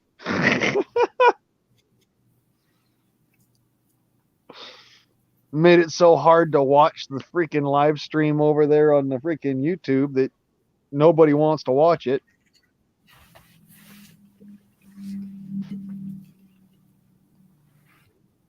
See here, I'm going to post that link again just because, folks can't necessarily see the link all the way at the top. So there's that. Like, folks if you're having a problem understanding us over there on YouTube, come on, shoot over and over here to StreamYard. Turn your cam off. It helps with the stream. We will accommodate you in your view. Yes, this is Manic Monday. This is a scheduled op-ed, and we will go on for as long as we can physically. I gotta get off here soon. I got some stuff I gotta get done. That's fine, brother. Like I Yeah. said, as long as we can. Yeah. But what day did you say next? Thursday? Mm-hmm. All right. Sounds good. Yeah. Yeah, I'm trying to make it a little bit easier for us to kind of schedule our lives around shit because it's kind of for me too. I need to have some form of a schedule to work towards.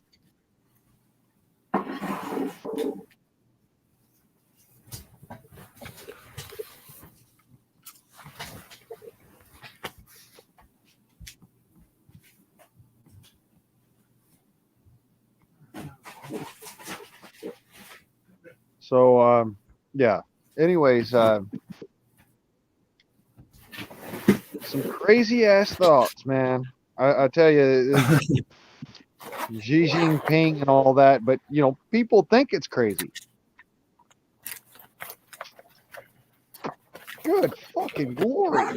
That's life right now. It's got a plugged ass tobacco pipe. Oh.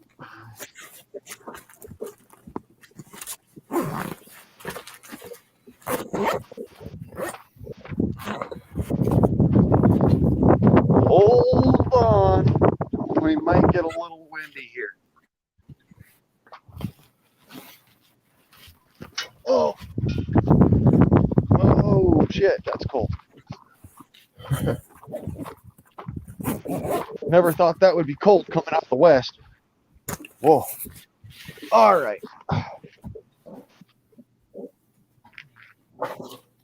Had to run and go get a poker for my tobacco pipe. Anyways.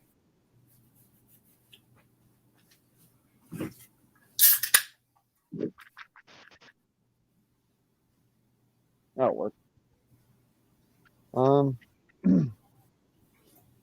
So as far as it goes, why would you ever give China power? And then again, you look at this as far as, a lot of people have what some would call leftist leaning politics as, their main basis, but they still land on the right side of their political spectrum.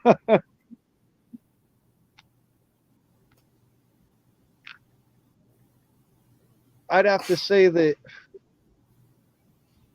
recently,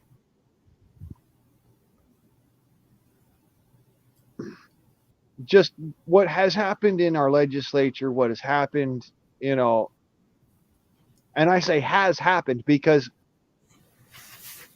gun bills that were, sunsetted and we found out they were fucking stupid and should not pass and just were bad ideas have been pressed through to be repassed without sunsets.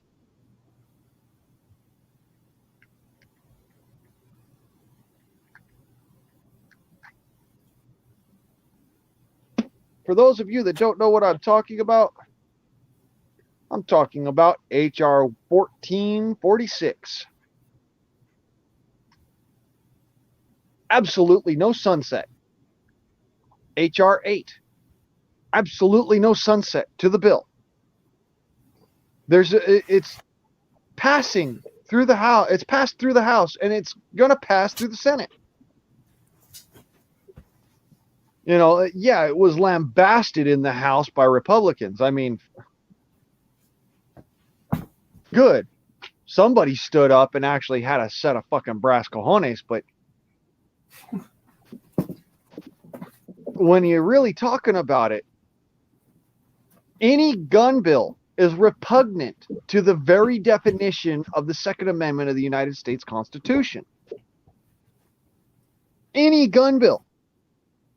That means anything that states that you could be removed of your rights because of any circumstance. And I mean any circumstance. Because your gun rights are specific to your ability to keep and bear arms. And while, it doesn't just mean guns, it certainly means, in the Second Amendment parlance, it means all arms, which includes guns. So, an assault weapons ban is what they're calling it. It's retarded because it's not banning assault weapons.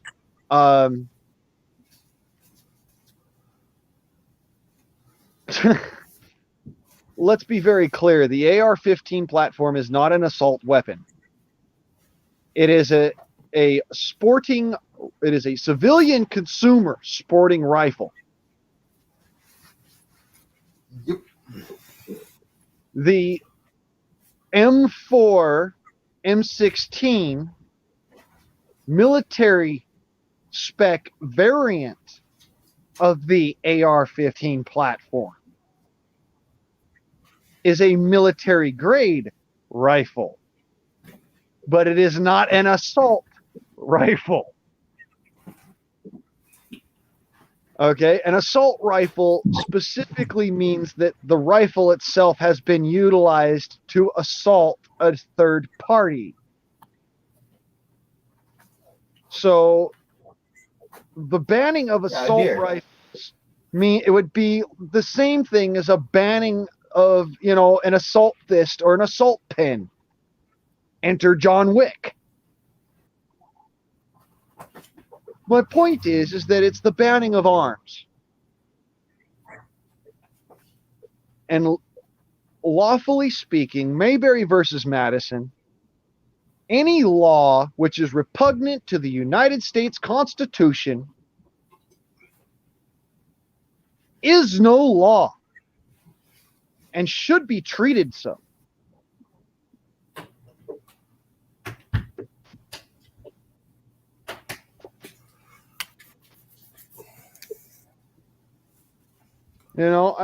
When it comes to us Americans, we have a problem with testicular fortitude. Oh, Blaine, don't say that. You'll get censored. You think I give a flying fuck? Testicular fortitude means that you have the gumption, the true grit, to stand up and say something when it needs to be said, and to do something when it needs to be done. If your hands are tied by legislation, then not doing what needs to be done is simply a cop-out. It's not following the actual moral code of the Constitution, which is the law. See, if you don't stand to these standards, these kinds of standards that I try to put out there and make apparent to everybody that are my countrymen and, American patriots for that matter, if you don't hold yourself to this equivalent standard, then by lawful parlance, lawful legalese, you do not have these rights because you're not willing to stand up and do what's necessary or speak up when it's necessary to keep them.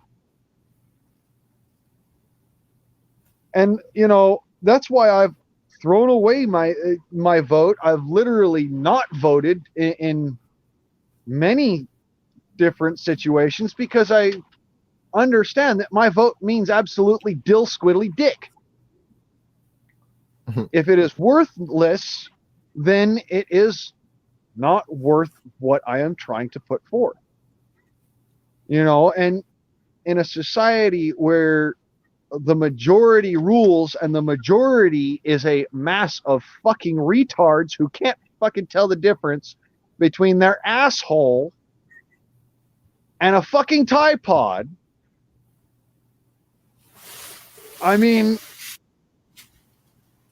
it's gotten irritating. People are eating fucking Tide Pods and sunning their taints. I'm just like, fucking what? You're what? Wait. And these are the people that are the majority in our country. Oh, I want to cry. And the reason they're the majority in our country is because when we as American citizens stand up and vote, our votes aren't counted. A lot of us are given these phony ballots. And I've talked about this in previous streams. I've talked about this on previous videos. Phony ballots, calibration ballots. There's some software that is punched into a USB device that is then uploaded to the machines that we use as the ballot counting machines. That software utilizes specific types of ballots in order to tell it what to do.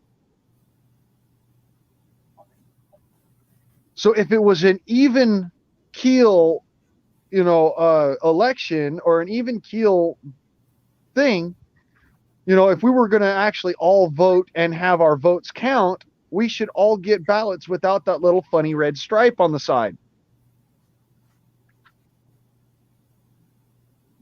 But I got a funny red stripe on my envelope. And I got a funny red stripe on my ballot. On both of my ballots. Which was weird. I'm a single man. I don't have a wife. I do not have any dependents. What's the second ballot for again?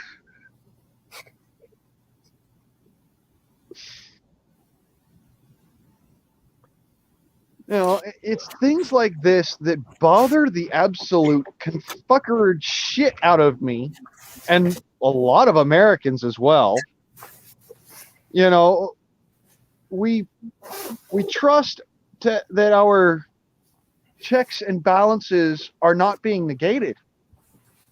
But I've told people for the last probably going on 15 years now, your rights and our checks and balances to keep those rights are being negated before your very eyes, and you are not doing anything about it. By the time that your willingness catches up with reality, you're not going to be able to do anything about it. We're already there. Feels like we're close to already there. Like they keep taking away bit by bit, and people, oh, it's okay. Ugh. Yeah, no.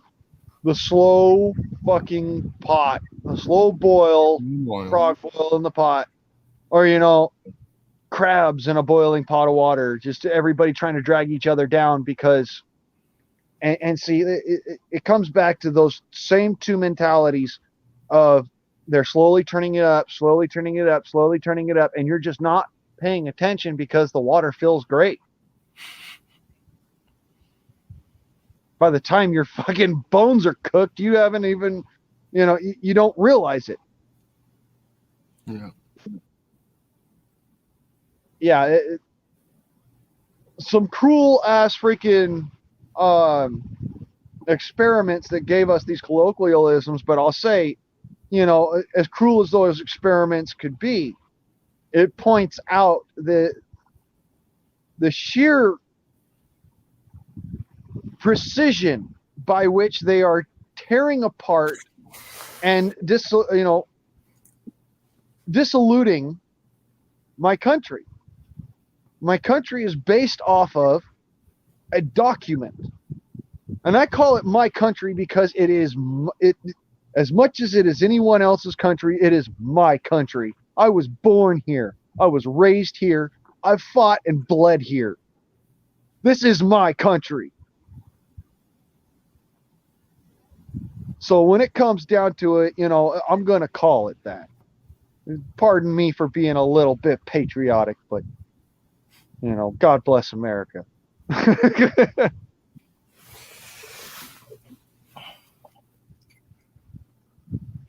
gotta go buy a pack of cigarettes. Yeah. Yeah, I feel you, man. I just earlier walked around and picked up a bunch of freaking butts off the ground and, smoking cigarette butts through my pipe. Just ran out. Ugh. Fucking reburn craziness.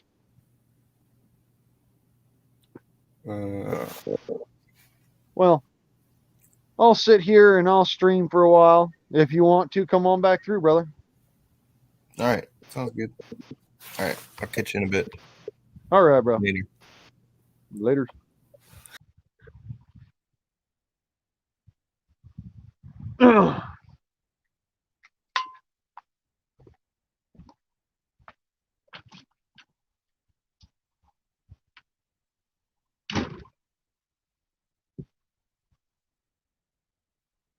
Okay. Let's see if I could turn my camera on now.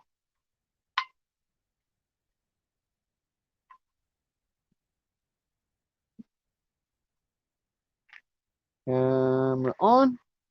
No, it doesn't want me to. Okay. So as I was about saying, it's gotten to a complete confuckery of systems. It's made it so that Americans don't even know what America is anymore.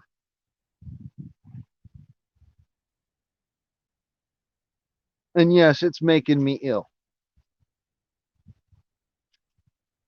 It's like a gut punch, a sucker punch to the gut that you don't see coming because you turn around into it.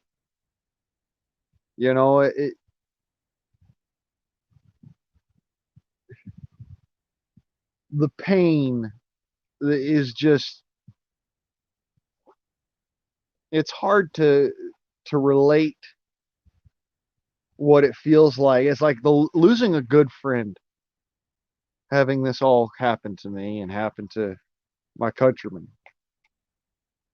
having our rights stripped before our very eyes and not being able to do diddly fuck squat about it because, yeah, we're all scared enough to be willing to do something, but here's the thing, we're not, and we're now scared, and so we can't coordinate. You've got to let go of your fear. You've got to be able to coordinate. All right. And when I talk coordination, I'm not just talking, being that strike, that ambush, that, solo mission, what have you. I'm talking about in your own community, making it so that these kinds of laws are coming down the pipe. Perhaps we need to, as a community, start putting up fences and gates to keep people from coming into our community and trying to enforce untoward law. Perhaps we need to have a forward force of militiamen. And I can't press this enough. Yes, I would stand on that line. I'd probably do so, with a freaking sour feeling in my guts because, yeah, it's dangerous. It's fucking, it's something else. You're facing down an enemy, and an enemy wants to kill you, harm you, or horribly maim you in some way, shape, or form or fashion. They want to tread over you, and not lightly. So it takes a lot to be willing to do all that. And, I understand that there's not a lot of folks that are willing to do all that. But I have to ask you, are you ready for it to come at you anyways? Because the reality is that even the ones who resisted,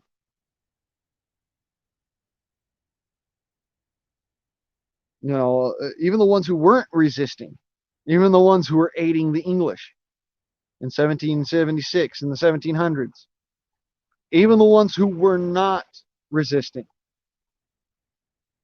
felt the brunt of the English Royal Army, Royal Marines, Royal whatever you want to call it, the British for the red coats and the green coats and the blue coats, as it were, as it went about. Blue was normally the Navy, as far as the military is concerned in Britain. Um, so when it comes down to Americans and us trying to create our country, even the ones who didn't want a new country still felt the shot and language and still tasted the cold hard steel of their British saviors and protectors. All right. And this is in a time when we all knew what was going to be going down. And, this is a time when people were just as, wishy washy as now. But a few staunch patriots stood up and said, this will not fucking fly. Otherwise, you will have violence and blood in the streets. Well, it's not that we are threatening violence as Americans or as, the average peasant folk citizens. All right. We're not threatening violence. We've never threatened violence. It has always been a staunch and ready opposition where we hold the line by what means are necessary. So when you think that, oh, well, I'm going to just, let it all wash over me, don't be fooled. Letting it just wash over you is going to be the worst thing that could happen to you. It could destroy your entire,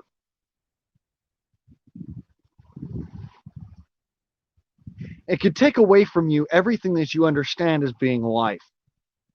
Your liberty to pursue your happiness, your liberty to live, your liberty to be able to protect that life and be able to go through your life without having, threats of violence against your person, without the ability to protect yourself against those threats of violence.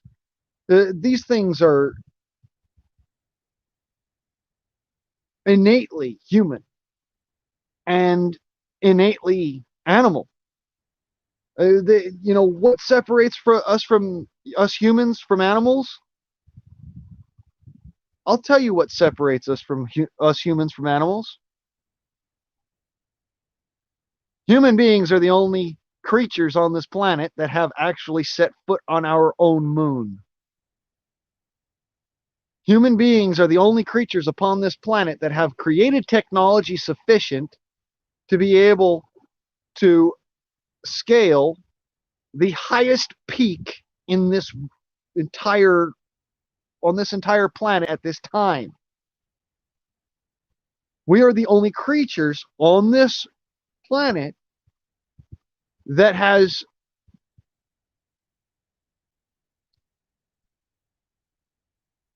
utilized chemistry knowledgeably and reasonably. Okay? Our advanced technology happens to be simply because we human beings are not like other creatures on this planet. We can learn more, we can function better, we can visualize more. We have imaginations, which a lot of animals don't have an imagination. Okay? So when it comes down to it, the very fundamental of who you are and how you are has everything to do with how you're raised up, how you're brought up to be, and what reality teaches you. Okay? And when you go out in your world and in your life and you try to learn from reality, remember that all the book smarts in the world aren't going to teach you everything. And all the street smarts in the world will not be sufficient. You need both.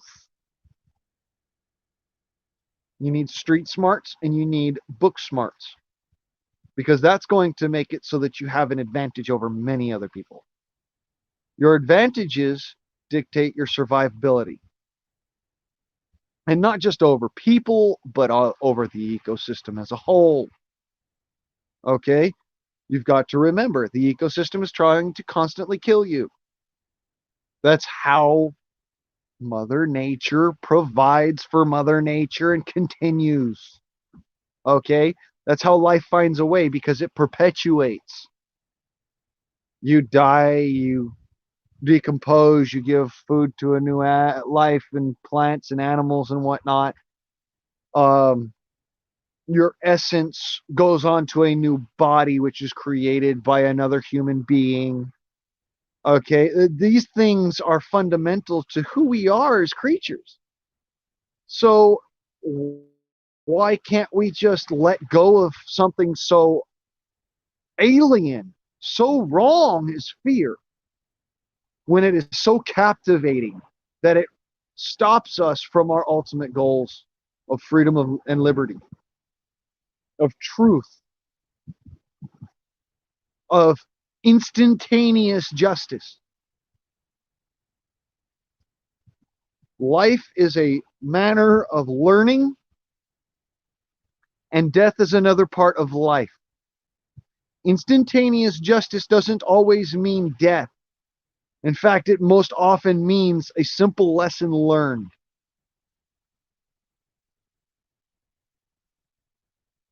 But what it can revolve down to is if you do not learn the lessons that are important, the ones that create you to be a better person or a better human being on the whole. Okay? If you don't learn these lessons, doesn't matter how much other smarts you've got. You don't learn how to be a good human being. What reason, what goodness do you have to perpetuate on? And what will happen to your soul when you become anew? You know, Yoa Hakohetai prescribes that we all must walk this earth many times before we are ready for our souls to transcend. Well, that means we're going to have to die several times over. And in order to do that, you have to learn what a good death is. And that is dying righteously. Doing a good deed in your final act that is a good deed worthy of that final act.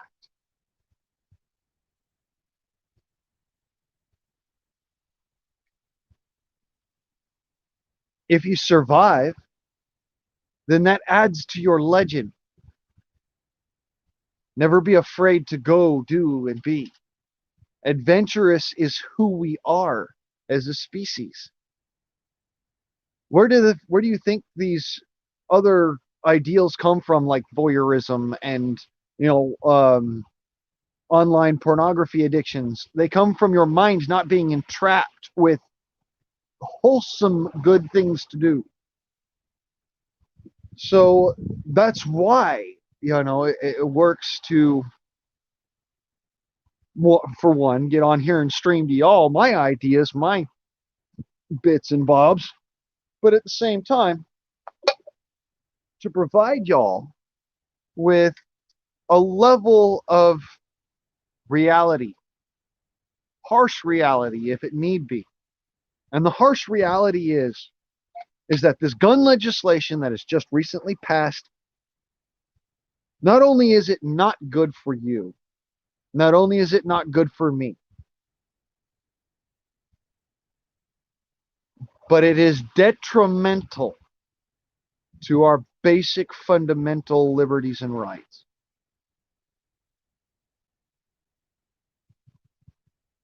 And all I have to say is maybe Mayberry versus Madison. That was a Chief Justice, by the way, who spoke those words. Not just a, arbiter or justice of the peace, justice of the courts, but a Chief Justice. Okay? A Chief Justice is somebody who presides over large caliber cases like Mayberry versus Madison. All right. And it is inherent to our nation, to the principles of freedom, to have the ability of instant retribution to those who would cause you harm. Instant retribution. Well, it's up to God whether he decides that, you know what, it's time for that person to come home. Or no, this person hasn't actually learned the lessons that are necessary. And so I'm gonna make it so that you have the ability to survive long enough to be able to be brought back to life. That's God's rule, the grand creator, the Oloya Leia, Oloya La, no, Oleya Loya, Ole La Loya. It is so hard to remember exact words when you're not mumbling under your breath. At least for me, anyways. Okay? Remember, I have dyslexia. I've had several concussions. I've had a lot of cranial injuries and otherwise bodily injury. So I'm trying. I really am. I really, really, really am. I'm just had a lot.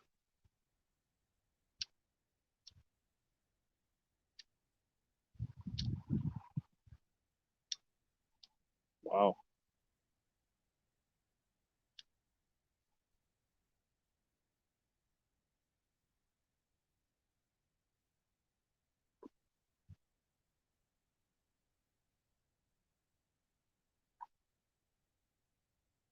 Good old herbs of life. Now, why do I call them the herb of life? Well,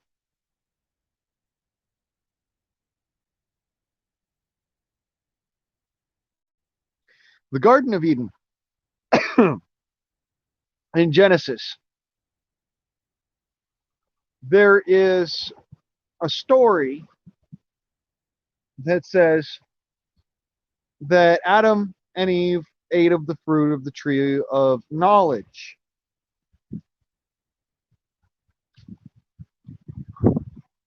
And because of this, they were cursed to walk the earth and to die before the Lord's day had passed. Adam lived to be 998 years old, supposedly. Think. Um, Anyways, in the story, there was a passage in some of the older Bibles where Lucifer appeared as an angel to God, saying, see, they have become like us, knowledgeable in the many ways. I told you this would be a folly. Go quickly, banish them from this great garden of yours, that they may never know and eat from the fruit of the tree of life.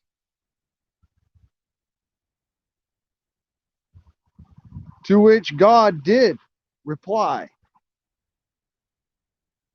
I have seen what you, Lucifer, serpent, have done in the garden, and what you have created and wrought. And for your unforgiveness and unlikeliness to mankind, you will slither upon your belly,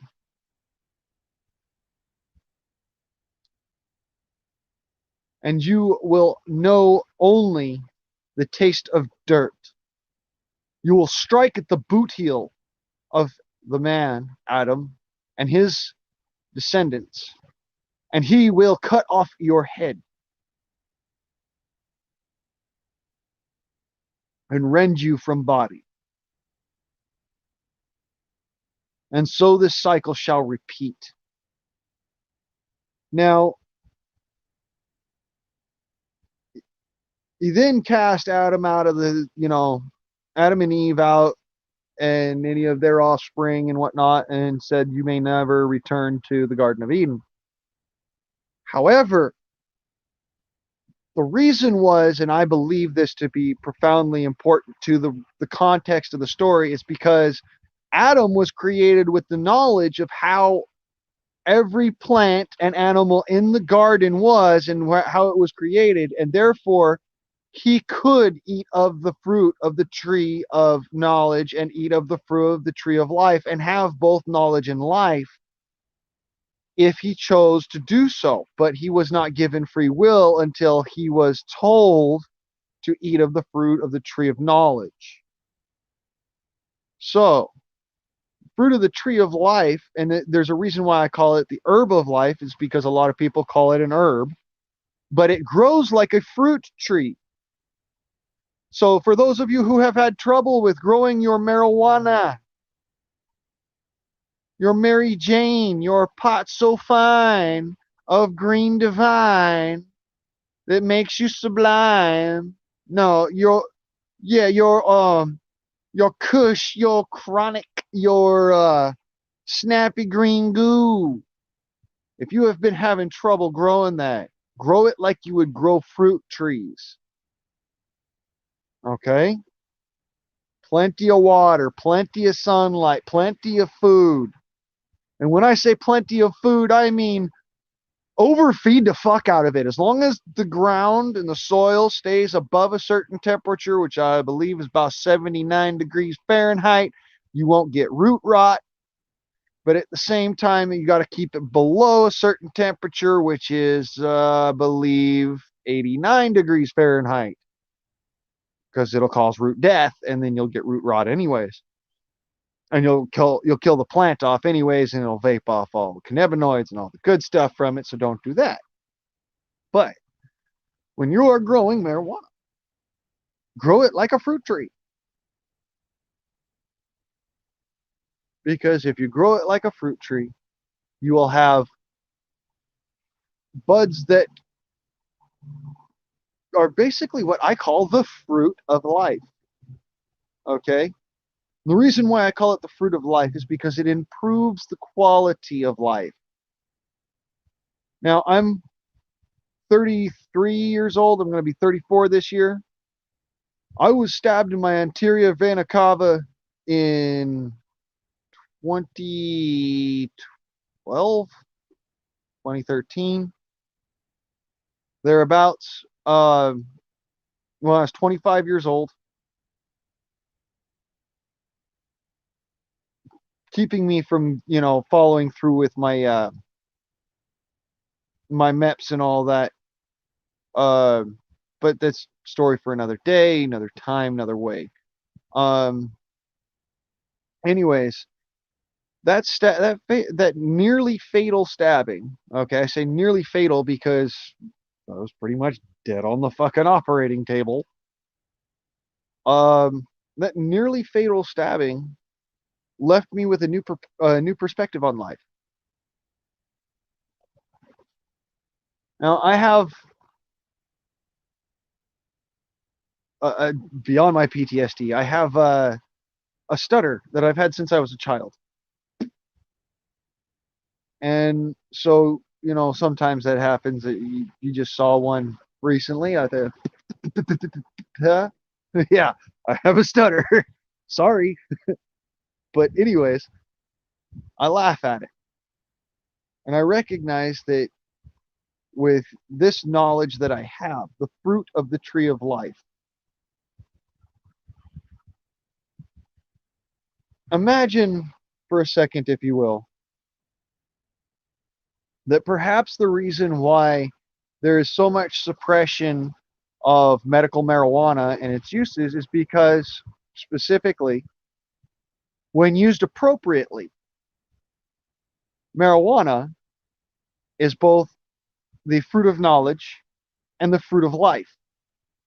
The fruit of life because of the not the feeling of euphoria and ecstasy that you get with it, but because of the increase in quality of life for people who are injured. It is like being given a new life. Okay? When I'm not smoking at least a little bit of pot, I'm an angry person. I'm a very, very angry person. So pot, it's actually good for people like me,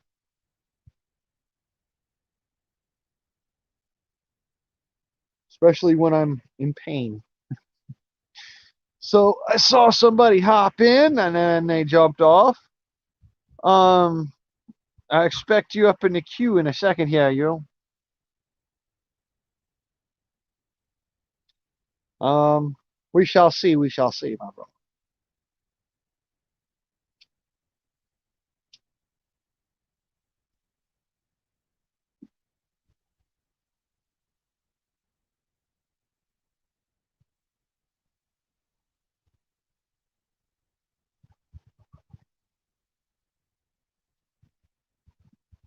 Whoa.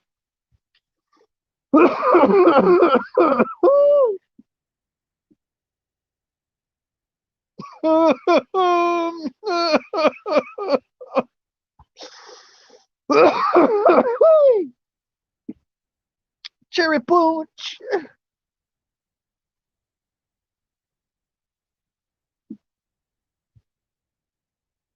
Ooh, that'll take your lungs out.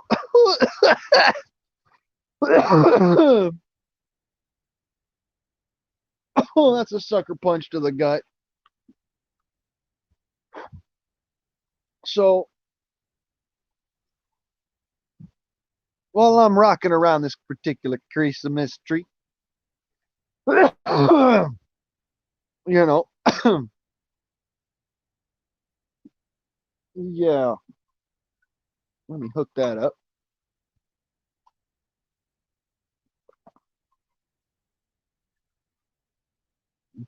Kevlar coated power cord. Wow. You see that? I've had that on my finger now for about 3 years.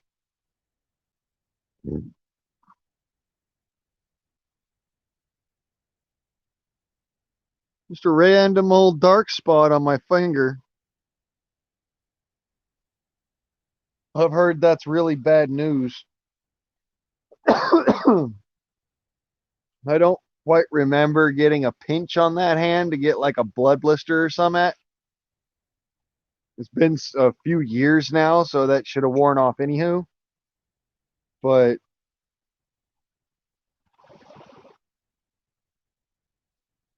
it just interesting things your body does, right?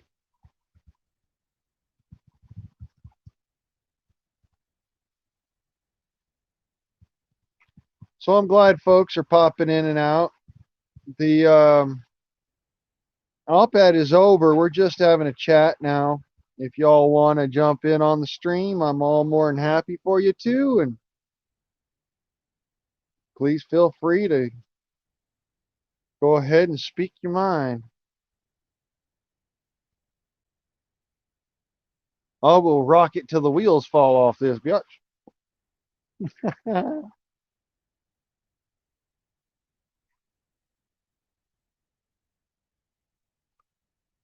Let me guess. There are folks doing their thing.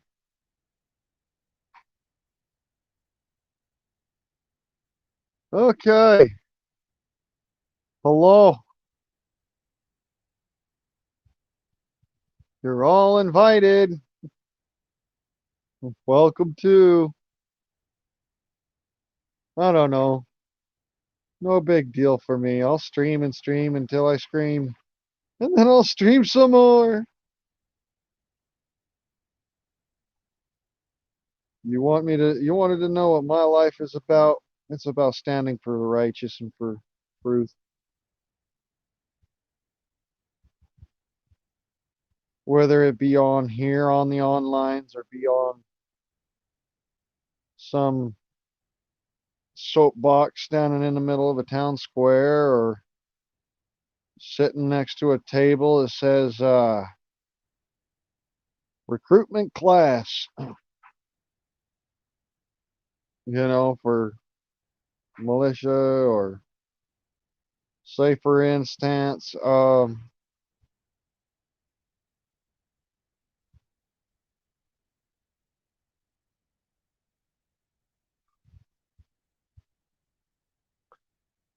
just doing everyday shit. I make a video and y'all come over and comment on it or like or some of that shit.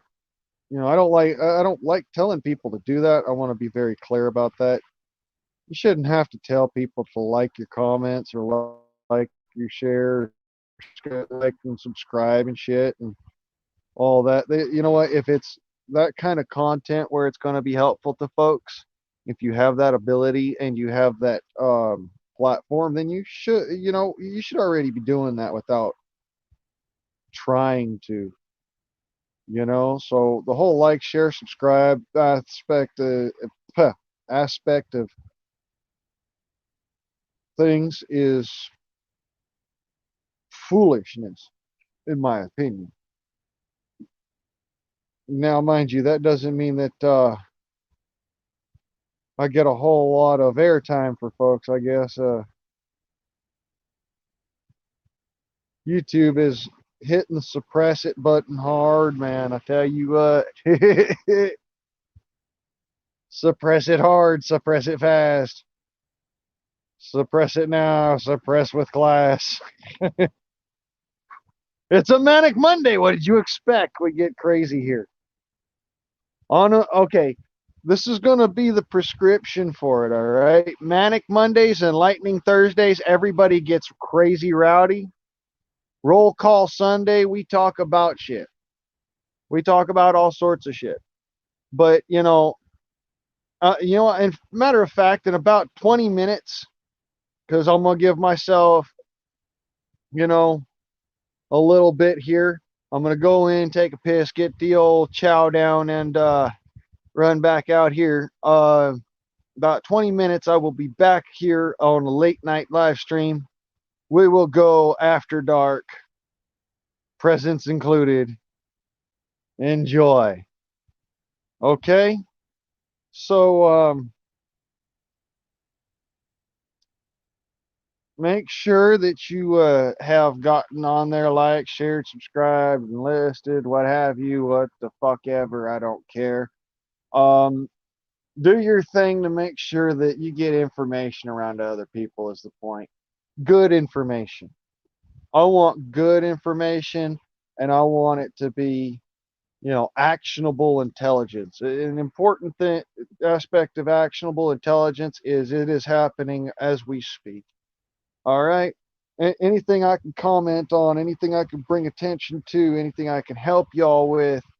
And, as far as it goes, you have the ability to speak and be heard.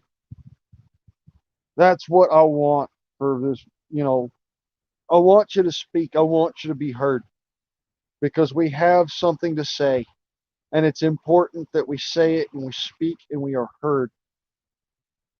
All right. It doesn't matter if you're on the colossally conspiratorial side of things or you're on the super prove it to me and I might believe you if you've proven it to me about 10 fucking times side.